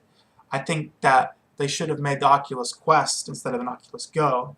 Now, I think they kind of screwed up a bunch when they made the Oculus Go, because I'm going to, like, listen, if you ask Grandma to buy you an Oculus, which one is she going to buy, right? Grandma's not going to know the difference between 3 degrees of freedom or 6 degrees of freedom. She doesn't care. She's going to see a price tag, and she's going to think that that all of them are wireless or whatever. I don't know. I look at the box for the Oculus Go and the Oculus Quest and the Rift S, and even the original Oculus Rift. None of those boxes have cables on the box. You're not going to know. Grandma's not going to know which one to buy her grandson when her grandson asks for an Oculus. She's going to look and be like, oh, okay, well, I'm going to get the cheaper one or whatever, or I'm going to get the Oculus Go because that sounds like I can take it out places. The Quest doesn't sound like anything. It just sounds like you know, it doesn't... What is that? What does that even mean? You know, it should have been like the Oculus Go 2 or something. You know what I mean? Or Oculus, take it with you somewhere. You know? It's really strange. I think it's the same problem the Wii U had when it came out. No one really knew what the Wii U was. You know, is it a peripheral for the Wii? Is it something else? You know what I mean? Is it a gamepad for the Wii? I don't know. Grandma doesn't know. And if you want to have a mainstream device, you're going to need to have Grandma buy it, you know, for Christmas or whatever. So I think they're really I think they really screwed up with the Oculus Quest and the naming scheme and the marketing and all that other stuff. I don't know anybody outside the VR world or the video game world who really cares, right? This isn't like a Nintendo Switch moment. This is like we screwed up moment. I'm excited for it. You know, I can't wait to make apps and develop stuff and be able to take my stuff that I make over to my friend's house and show them. But yeah, like this whole thing where people are like, oh, the Oculus Quest is going to make VR mainstream. I don't think that's true. I don't think it's going to be any more mainstream than it already like is, you know? Like it's kind of like people kind of know about VR, but all the commercials that I see that have like a VR device in it like make fun of VR and treat people who do that stuff like nerds and stuff, and I'm sure that's true to some extent, but I don't see that there's like really that much mainstream excitement for the Oculus Quest, and I don't really know if it's going to catch on like people think it's going to catch on. And we've been down this road before, you know. We've been down the VR is going to be mainstream with this device road. I mean, they said that about the Oculus CV1. They're going to be like, well, this is the first mainstream VR device. Okay, well, that didn't happen, right? So, okay, well, oh, Oculus Go is coming. Oh, man, it's got such a cheap price point. That's going to be the mainstream VR device. And that didn't happen either, right? So now everyone's like, oh, the Oculus Quest, that's the one that's going to do it. Grandma's not going to know which one to buy for her grandson. What do you want me to say? The name is bad. It's a bad name. I'm going to buy one, right? You know, you might buy one, but I don't know if grandma's gonna know which one to buy. It just sounds like another Oculus. You know, so I think people overestimate the kind of advertising that Facebook can really do. I don't think Facebook can do advertising that well. You know, and I hear people say that they can. I have yet to see it really. I think they can make Facebook, but I don't know if they can make mainstream VR devices. You know, maybe I hope I'm wrong. I hope I'm wrong about the Oculus Quest, but you know, it's going to be a very. We're going to have to see. We're going to have to wait and see. Like this isn't. I don't think this is going to be the breakout mainstream VR device. I don't know if VR is ever going to go mainstream, whatever that means. You know, I mean, is VR already mainstream because Brie Larson played it on Jimmy Fallon or whatever? Does that sell more Vives? I don't know. Maybe. Maybe. Is it about the games? Beat Saber? People want to play Beat Saber so that they can play their meme songs on it. You know, like songs that aren't a part of, they're like modded in, right? I don't think anyone cares about the selection of songs that Beat Saber already has, right? You're not going to be able to mod in you're not going to be able to mod in songs on the Quest for Beat Saber. At least not yet. Unless they officially support modding and stuff like that. So I don't know if that's going to be like a breakout hit on the Quest. I think it's going to be cool to play sometimes, but you know, who knows? Who knows what the Quest is going to be? So yeah, this is like a kind of a Oculus Quest rant. I don't know. I don't know what you were expecting. This is like my first live stream, I guess. I don't know. So, hey man, if you don't like it, you don't have to watch. You know, you got other Twitch streams to watch. There you go. I mean, cool. Have fun. Yeah. But that's my thoughts on the Oculus Quest. I got my pre-order in. I'm waiting for it to come in, so it's going to be cool. I don't know if it's going to be a breakout mainstream VR device or not. But, I mean, I got, my Magic Leap here. This was a snafu. This wasn't that great. There's a lot of hype behind it. Didn't turn out the way I was thinking or anyone else was thinking. So, I mean, we'll see what's going on. You know what I mean? Is the Oculus Quest supposed to be better than the Oculus Rift? That's a question. Okay, in terms of graphics, no, absolutely not. It is not better in terms of graphical power, obviously. In terms of ease of use, yes. It's going to be way easier to set up. It's going to be way easier to use. You could take it to the friend's house. You could take it to the gym. You could take it to, a basketball court, tennis court. You can play it in the middle of the road. But is it going to have better games? I don't know. I don't think so. It's going to have some of the same games, but they're going to be dumbed down a little bit. I think it's in terms of like, we'll wait and see. Now, in terms of the storefront, I think that's going to be way more locked down than the Oculus Rift, because you can just download an app off the internet and get that running on your Oculus Rift in no time.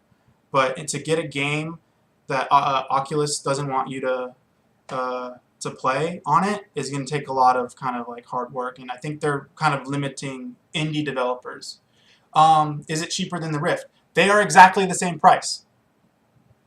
They are exactly the same price. They don't make the Oculus Rift anymore. They have the Oculus Rift S, and you need a computer for that. So I guess if you already have a computer, then that's cool. You got that taken care of. You're probably already gonna get a, it's got that wire and stuff. Like, you don't want to play with that. So I don't know why they made them the same price. It doesn't make any sense to me, right? And there's another difference in terms of the, uh, you know, in terms of the tracking, in terms of can you do room scale on it, you know? Um, and the I don't know why they stopped making the original Rift. I think it's because they don't want to confuse people who are buying a VR device for the first time. They don't want to make it like confusing for grandma, so when she goes to the store to know which one to buy. I also think they don't want to support the original Rift anymore, and they just want to throw it away and be like, okay, well, we got something new now. You know, it's not like when a new PlayStation or Xbox comes out, like a Xbox One S. They don't stop making the original Xbox. They still have that, right? It's not until they make a new generation of console that they. So I think they just wanted to sort of streamline it, and because they were thinking, well, we're gonna have 4 competing hardware devices coming out, you know, and no one's gonna know which one to buy because nobody really knows the differences between them because the differences are really minute and really small. And I think actually the Rift S is a downgrade from the Rift. I think that they're using a different kind of like display or something, and they're gonna limit the frame rate to like 80 or something, 80 frames per second. And that's not cool. Like, don't do that. Like, make it better. Like, they should have 2 classes of devices. They should have one that's really for the high-end user, and then they should have the Oculus Quest. Like, those, you know what I mean? They should have that, and they don't do that. I don't know what they're doing. I've been in the VR game for like since like the DK. I bought the DK2 when that came out, and that was cool to play on. And I like my Rift and I like my Vive. Those are great. But I think the Rift S is going to be bad. I don't think that's a good headset to go with if you're going to be getting a VR device for the first time. I think the Quest is the way to go for regular people. You know, people who don't have $1,000 gaming PCs set up or whatever. People who don't want all the cables from like the PlayStation VR or the Vive or whatever, because those cables, they are a hassle. Like, it's not if you could see my desk right now, there's a rat's nest of cables just like right here, and that's mostly from the Rift. So I don't know. The Quest is just going to be like, I don't know if it's going to be a mainstream VR device like everyone's talking about. Yeah, I started with a Vive. That's what I bought first. I bought a Vive, and then after about a year or so, I wanted to play Oculus Medium because it's a really good VR sculpting program, and that's why I bought a Rift. And then like a month after that, they said we're not making any more Rifts, so I kind of got a little lucky there.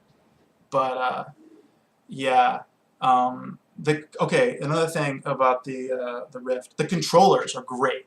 They have the best VR controllers ever made. You know, there's something to say about the Vive wands or whatever, but the Oculus Rift has amazing controllers, and I'm pretty sure that Oculus Quest is going to have similar style touch controllers, so that's going to be cool to like watch that or whatever. I don't know. I've just been sort of ranting around about these sort of devices and stuff, like, you know. Yeah. So that's what I'm doing. I made a VR sculpt earlier and stuff like that. So that's gonna be I did that. How long have I been doing this? For like 2 hours now or something. So. Yeah, that's cool. I could show you some of my, nobody was watching earlier, so this is one of my VR sculpts that I 3D printed. So it's like I made it as a hood ornament for a food truck. And I sculpted this in Oculus Medium and then 3D printed it. And then, yeah, it's like a ballerina pig. Pretty cool. You just realized something, huh? That's cool. I just realized that live streaming is hard. I don't know how people do this. Since they stopped making the Rift, that means Oculus Rift games will no longer be made. Uh, Everything's backwards compatible. So the Rift S can play all the same games as the Oculus Rift. So I don't know what you mean by that. I think that if the Oculus Quest becomes the most popular platform, they're not going to make Rift games as much anymore. That's for sure. You know, everyone's going to want to be on the platform that has the most users, and I think the Quest has the potential to be with the best users and stuff like that. The controls. So I think that the touch controllers for the Quest are basically the same. I'm not sure if there's any that if they changed the buttons or not. I'm pretty sure they're the same though. Just with the tracking thing is on top now. So I think they wanted to make basically anything that can be played on the Oculus Rift able to play on the Rift S, and with a little bit of finagling, whatever that means, a little bit of downgrading, to be able to be played on the Oculus Quest as well. So that's, you know, there we go. That's, I think, I don't know what to talk about more. Yeah, I could talk about this thing. Magic Leap. I made a couple apps for this. It was kind of fun, but there's no market. There's no market for this. If you make a game for this, nobody's going to buy it. So there's no point in making games for it. That's all. I mean, like, it's cool. You can play Dr. Gorgbot, which is the best AR game, but does that matter if nobody's going to buy your game? No. No. I think the Quest has a lot better chance at being a AR device than something that's specifically designed to be an AR device, right? Once they unlock the pass-through capabilities of the Oculus Quest, I think you could see some pretty awesome AR applications for Quest, and that's got to be something that they're thinking about for sure. For sure. It's getting dark now, man. How's the stream looking? I've never done this before. It's my first live stream. You can check me out. Google Austin Bouliar. You can check out my photogrammetry work. That's Austin Beaulier. You can find me on Sketchfab. That's my username. Oh yeah, the right side. Well, okay. There we go. Sorry, I was doing something earlier. And it's getting kind of dark in here too, huh? Computer, turn on the lamp.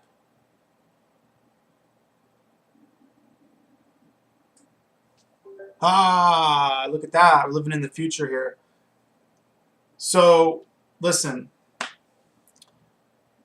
The Quest has a way better chance than the Magic Leap does at being an AR device. And that's 100% true. This thing is dead on arrival. Like, they might make an Magic Leap too, but I think Oculus has a better chance of making AR than Magic Leap does. 100%.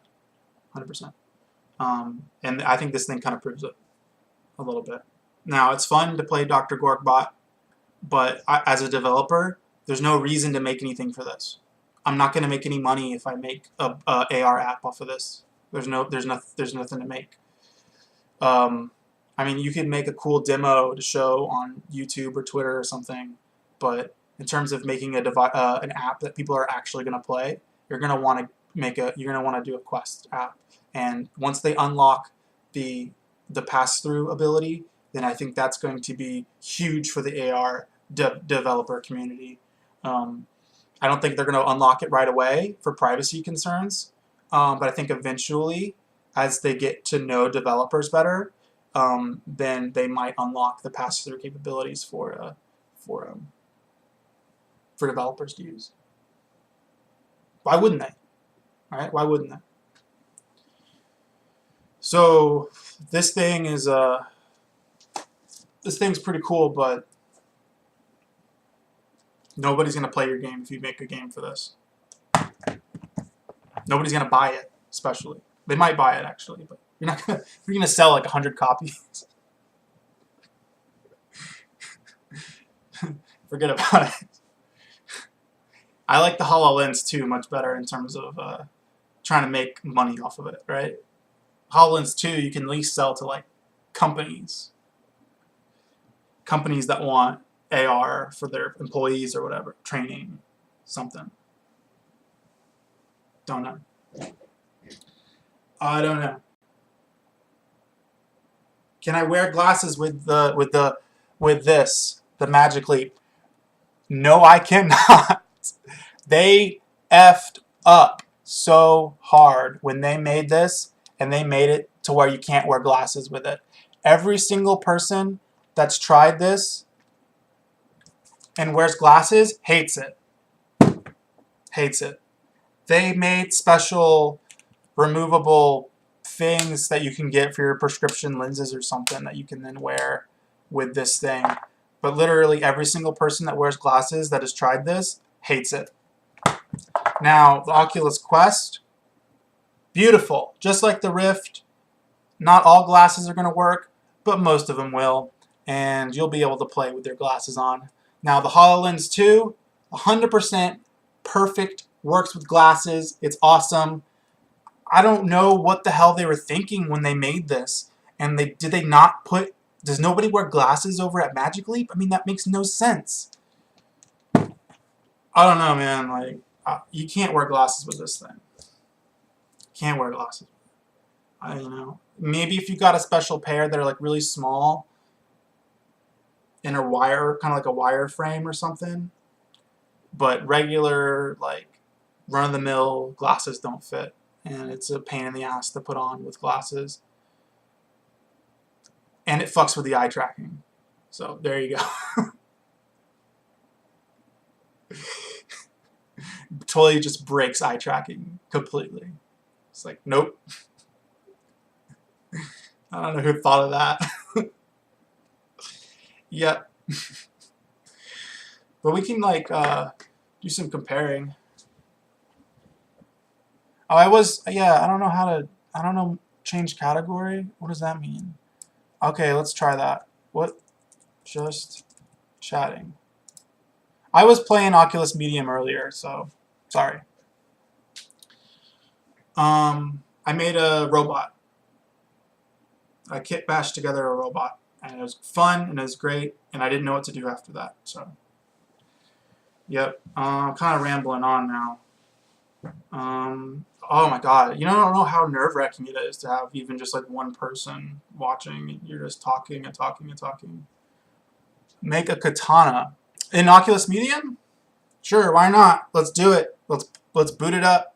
Let's go into the Matrix. We got it all set up right here.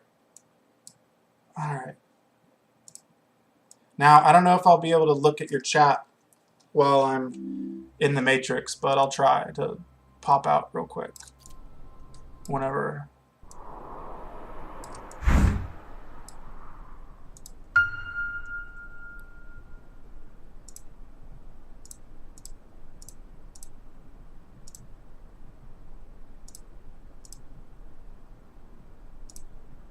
Whoops. Let me just add the...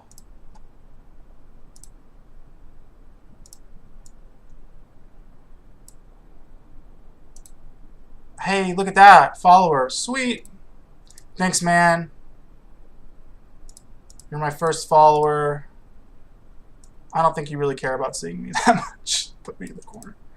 Nobody puts baby in the corner. That's got to be something someone said before, right? I don't know what's up with this, like, aspect ratio on this thing.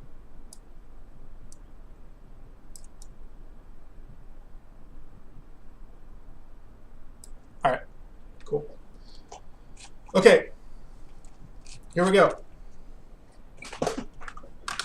Katana, huh? Alright, watch me be really bad at this.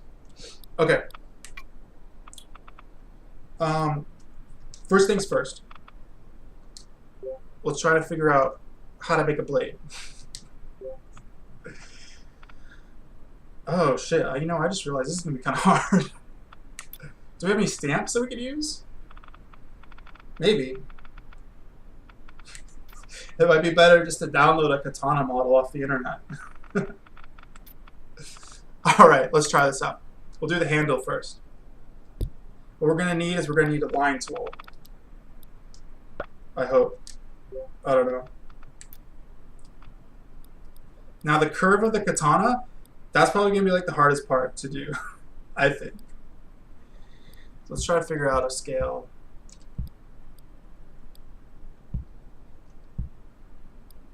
Alright. Here it goes. Hey, look at that. I don't really know what we're doing here. I've never made a sword before, so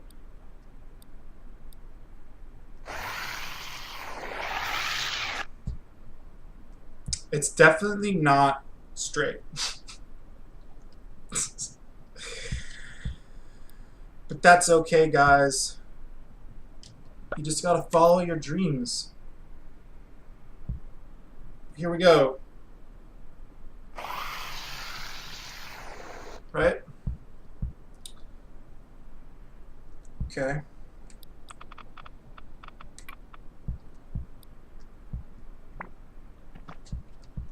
Oh God.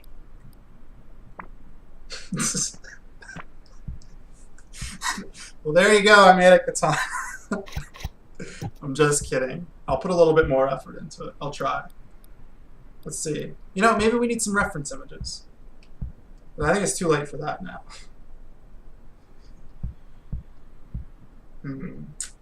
How do I make a thin, curved blade?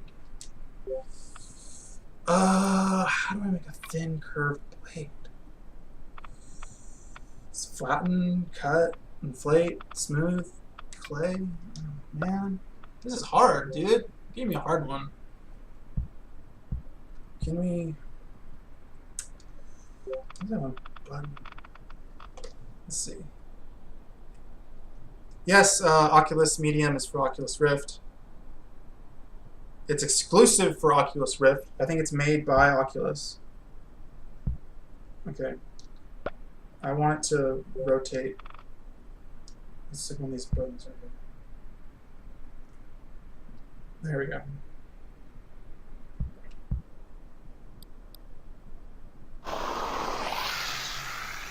That's a little better.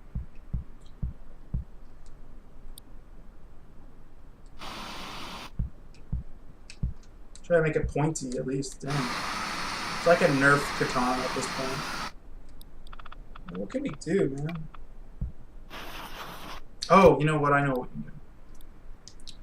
Oh no, I didn't think of this at the beginning. You know, that's not straight at all, but let's just... This is my first katana, so like we're going to make more later that are going to be better. Just I want to figure it out. Okay, wait, I need clay. I need a box, and I need to erase. And then I need to turn off the line. And then I need to figure out how this is going to work.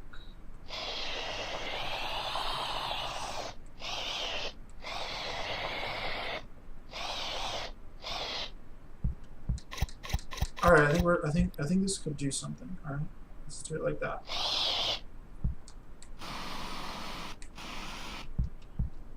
All right, I'm getting there. That's kind of terrible. Whoops.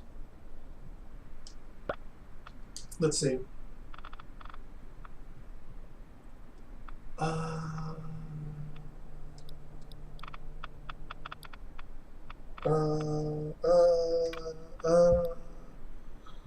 Katanas are kind of curved, like. Oh God. So bad.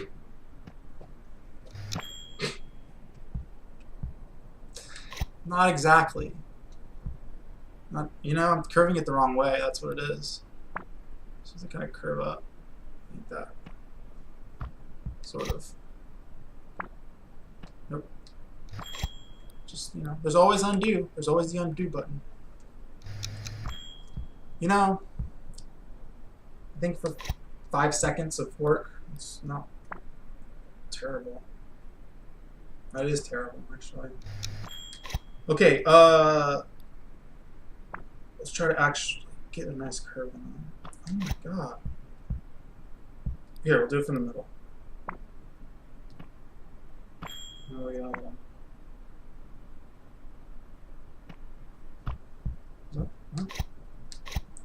Dude, this is like a lot harder than I thought it was going to be. I was so confident before. Can I? Jesus. Let me get a snap. Alright. That's not working. What we're going to do. Here's what we're going to do. Hey, I'm not saying I'm very good at this. I'm used to doing kit bashing on this, like making robots and stuff. So what we're going to do is we're going to try to make a edge. Oops. And I think you can kind of tell what I'm trying to do here.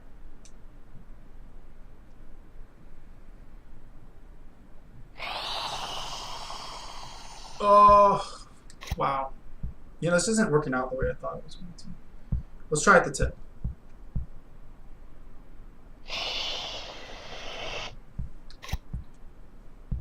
You know what?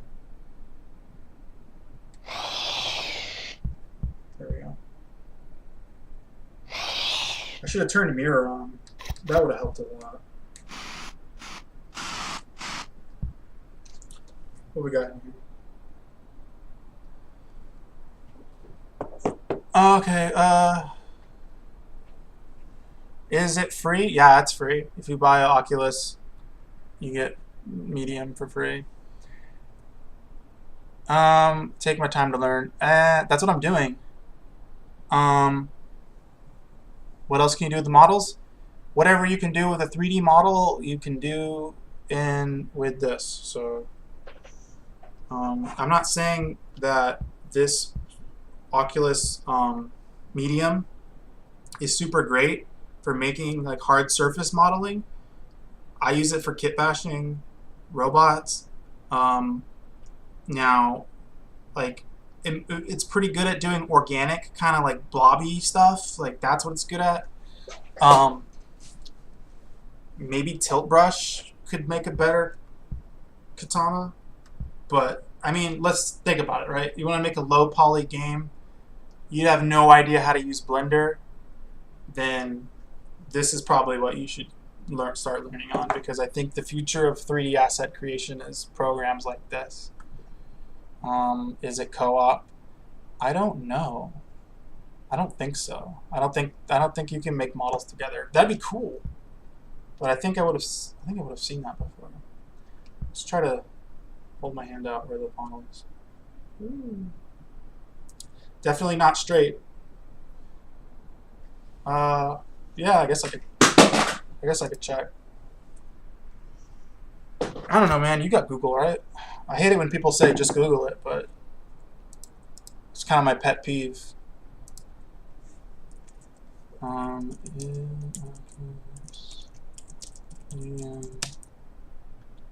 Co-op.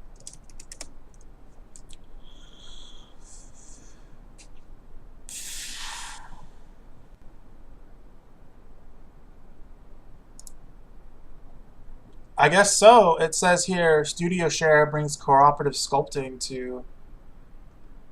Can I get that to show up?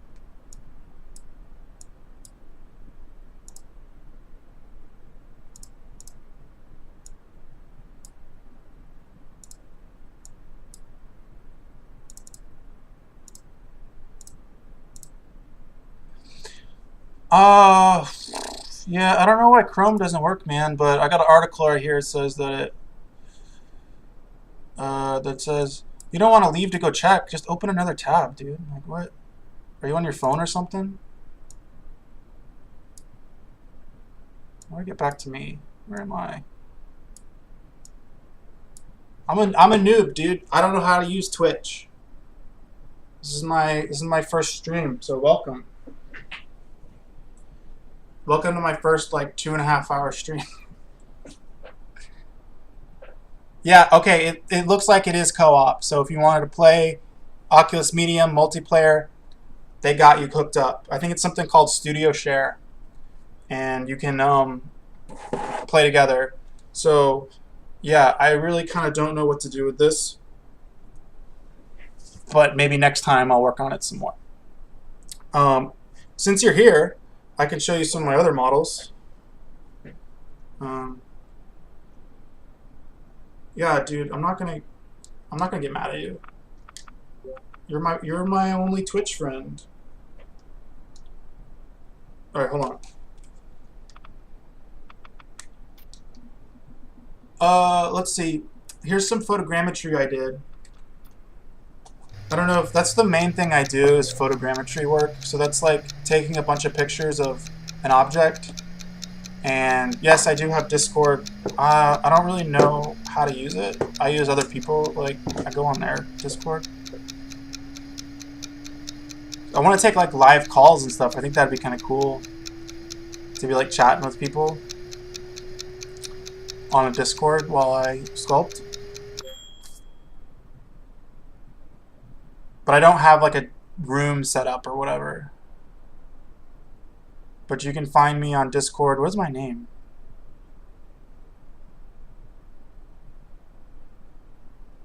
My name, it's just my username on Twitch. So if you just search for Austin Beaulier, that's Beaulier, you'll find me and you can add me as a friend on Discord. So if you're into Discord, that's what you do. All right, so this is photogrammetry. And this is what I make mostly. So this is done with a drone. This is a beach house or whatever. And you can go into Oculus Medium and you can do things like clean it up. So I did a lot of, I didn't do a lot, I did some cleanup. So like you can see down here, this was like all a big hole. So I filled that in. This railing I filled in, all in Oculus Medium. But yeah, it's like a little house, and I redid the beams and stuff. What else? I don't know. Photogrammetry is really cool, and I love photogrammetry. That's the main thing I do, really. So this is all 3D scanned. 3D scanned from photos. So yeah, that's what I. Pretty cool, huh? Like I like it. I think that's cool. Let me show you one that's a little bit cooler than that. The one that I actually did some more modeling on. This is a skull that I 3D scanned, and did some kit bashing on. I showed this earlier in the stream, but I don't know. Like it's showing it again. Just give it time to load. But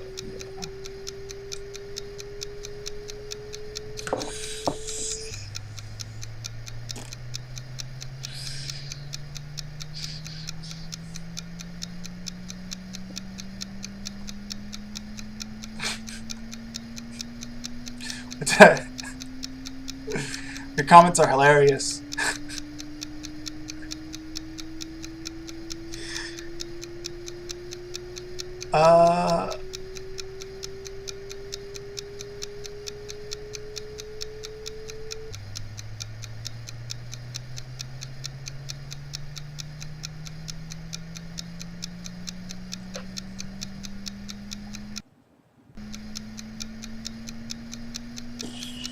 Still loading. Hold on, I need to get some water. I've been talking a lot. I'm not a very talkative guy normally. Oh, sweet dude. Thanks. Okay, here we go. This is a photogrammetry thing I scanned. So this is a skull that I scanned, and then I added all these little bits on top through like kit bashing and stuff. So you can kind of, just added a bunch of gadgets and stuff to it, made it look a little bit kind of more hardcore, I guess. I don't know, like a kind of like a skull thing. This is what I really love about this, is that I can import models and then paint on top of them, and I really like doing stuff like that. I think that's really cool. Yeah, so that's pretty awesome. This is a skull that I scanned at a museum with my phone, and I took a bunch of pictures, and then that kind of made the model, and then I, you know, did the thing on top, you know.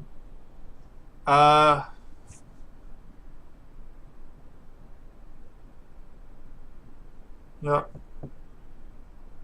I'll click the link later.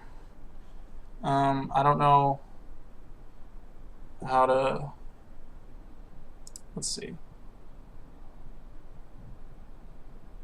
All right. I don't know if I have, yeah, sure. I don't know if I remember my login. I use Discord on my phone. Oh, I guess it already logged me in. That's cool. Yay! Hey, dude, what up?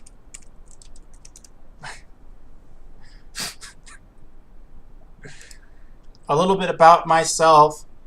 I'm a VR indie game developer. I make VR games. I haven't made any that have been released, but I'm making some for the Quest that I think will be pretty cool. More info on that later. Yeah, so like that's what I've been doing. I've been developing for Magic Leap, for ARKit on my phone, for Vive. I got Rift. I've been doing this since 2015, 2014. I'm not that great at programming, but I can get some stuff done. Yeah. So I don't, yeah. So I made a few games. If you search my name, Austin Boulier, on Google or whatever, you'll find all my links and whatever to my YouTube channel and stuff like that. Just started live streaming again because I have free time now. It's like there's like, you know, it kind of sucks, but my girlfriend broke up with me Saturday? No, Friday. On Friday, and it's like, well, shoot, what am I gonna do now? And we've been dating for like 5 years, so that's quite a long time. And it's kind of sad, and I don't really know what else to do but do this kind of stuff again.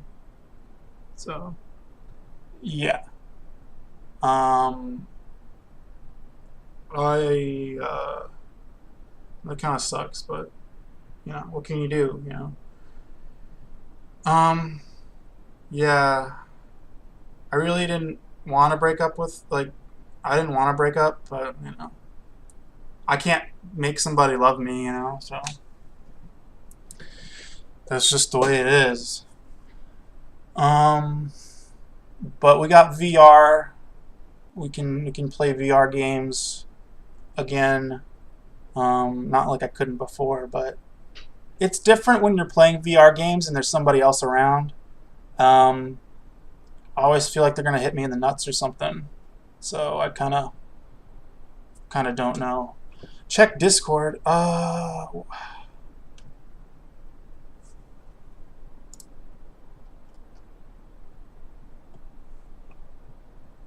What does VC mean?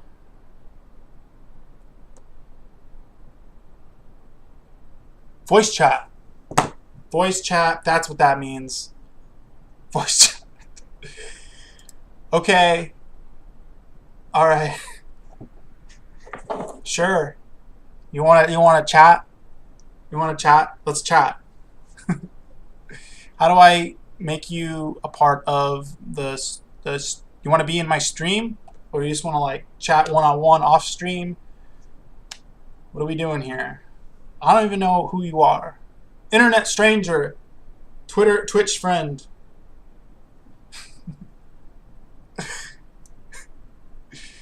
Oh my god.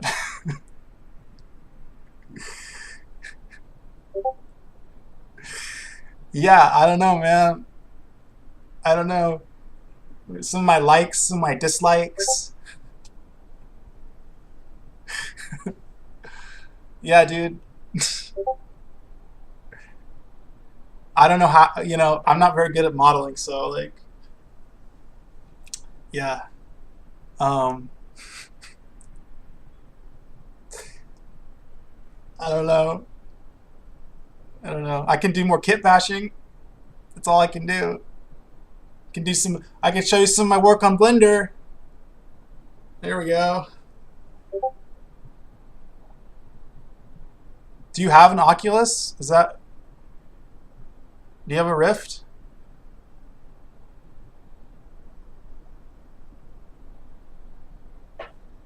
I should probably type it into the thing, sorry. How do I voice chat? I've seen people drop in Discord calls into Twitch before, but I've never did it before. I can barely get Chrome to work. I'm learning. This is all learning here. We can learn together. Look.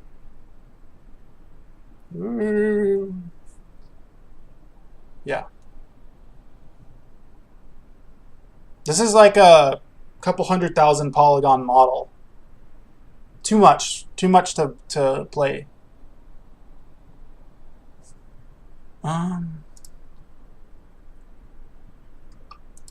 Okay.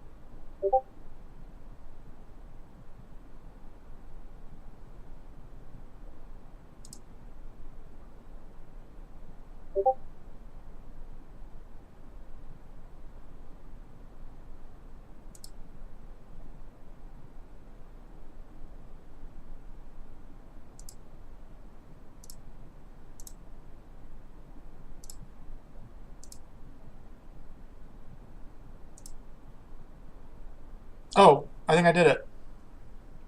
Not sure.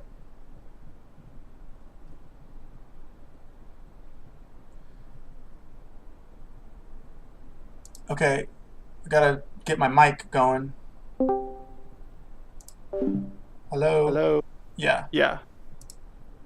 cool. Hello. Yes. So, I'm not where my. Alright, so I have two computers. One is for my non-VR gaming. One is for VR gaming. Uh-huh. So you're gonna have to give me a second to get up to that. Okay, whatever, dude. Whatever you want to do, man. Yeah. So how do you? Is this like? Can you actually model stuff for games that you're building with this, or? Yes, you can, definitely. I can't remember what the name of the game was, but there's an Oculus game that has 100% of the models were made in medium. Something Valkyrie or something. Let me check the store. Yeah. What was that thing called again? Where we could join each other with Medium? I think it's called something Share. I just had it up. Studio Share. Studio Share.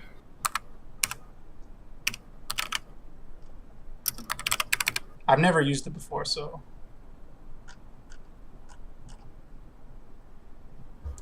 Wait, is it on the Oculus store, or what is it on? That's my question. I mean, let me see if there's some settings in Medium or something.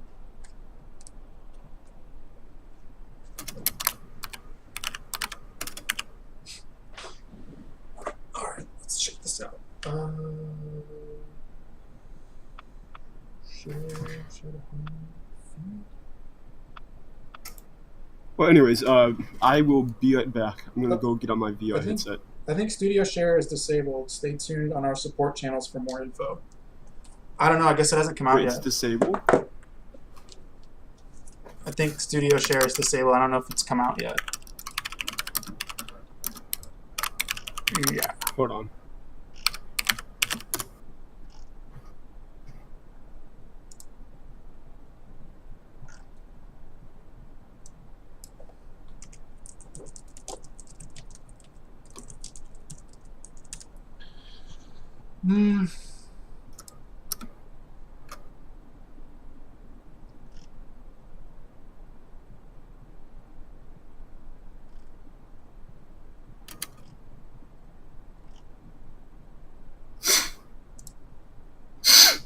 Ugh. My nose is so plugged up, I don't like it.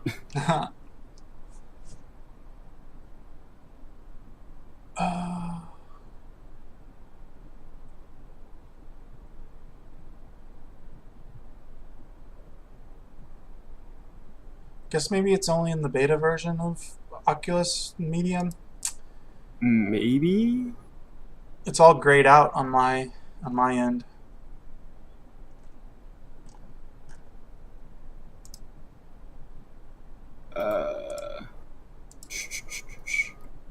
Table of contents, that's not what I need. No, I don't need any of this. Using stamps, I don't need to see that. I'm on a tutorial page right now for it. I'm trying to see if I can find it. Cool.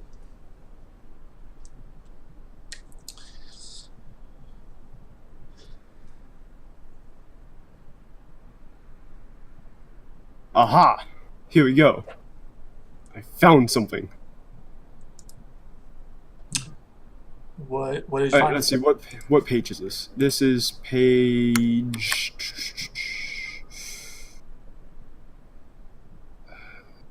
Page 155.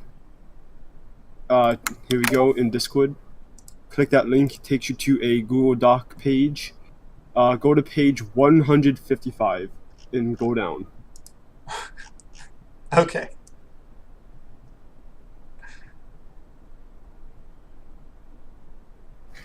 And while you read that, I'm gonna go hop onto my headset. Okay.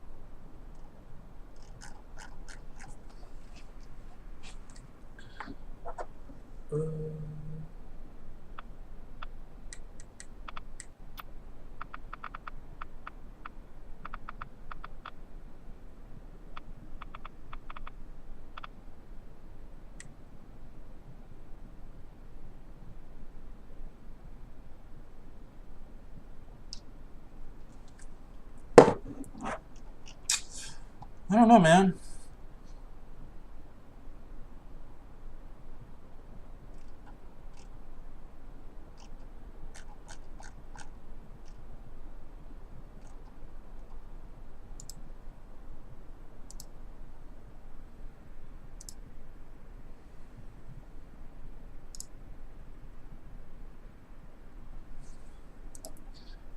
Try not to scratch my nose too much in the stream.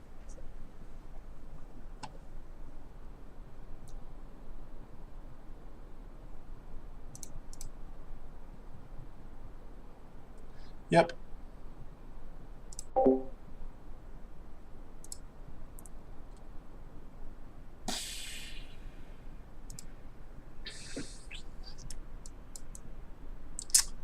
Well,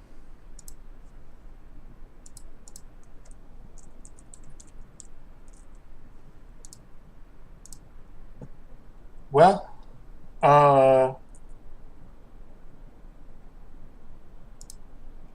yeah.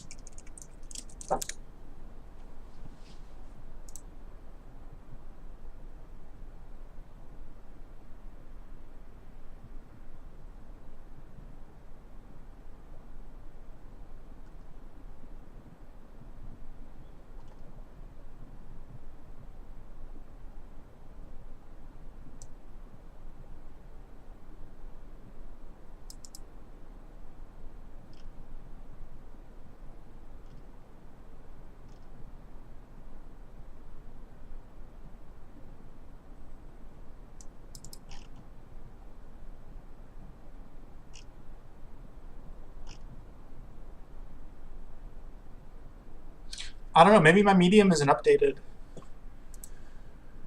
Let's try that. I'll exit.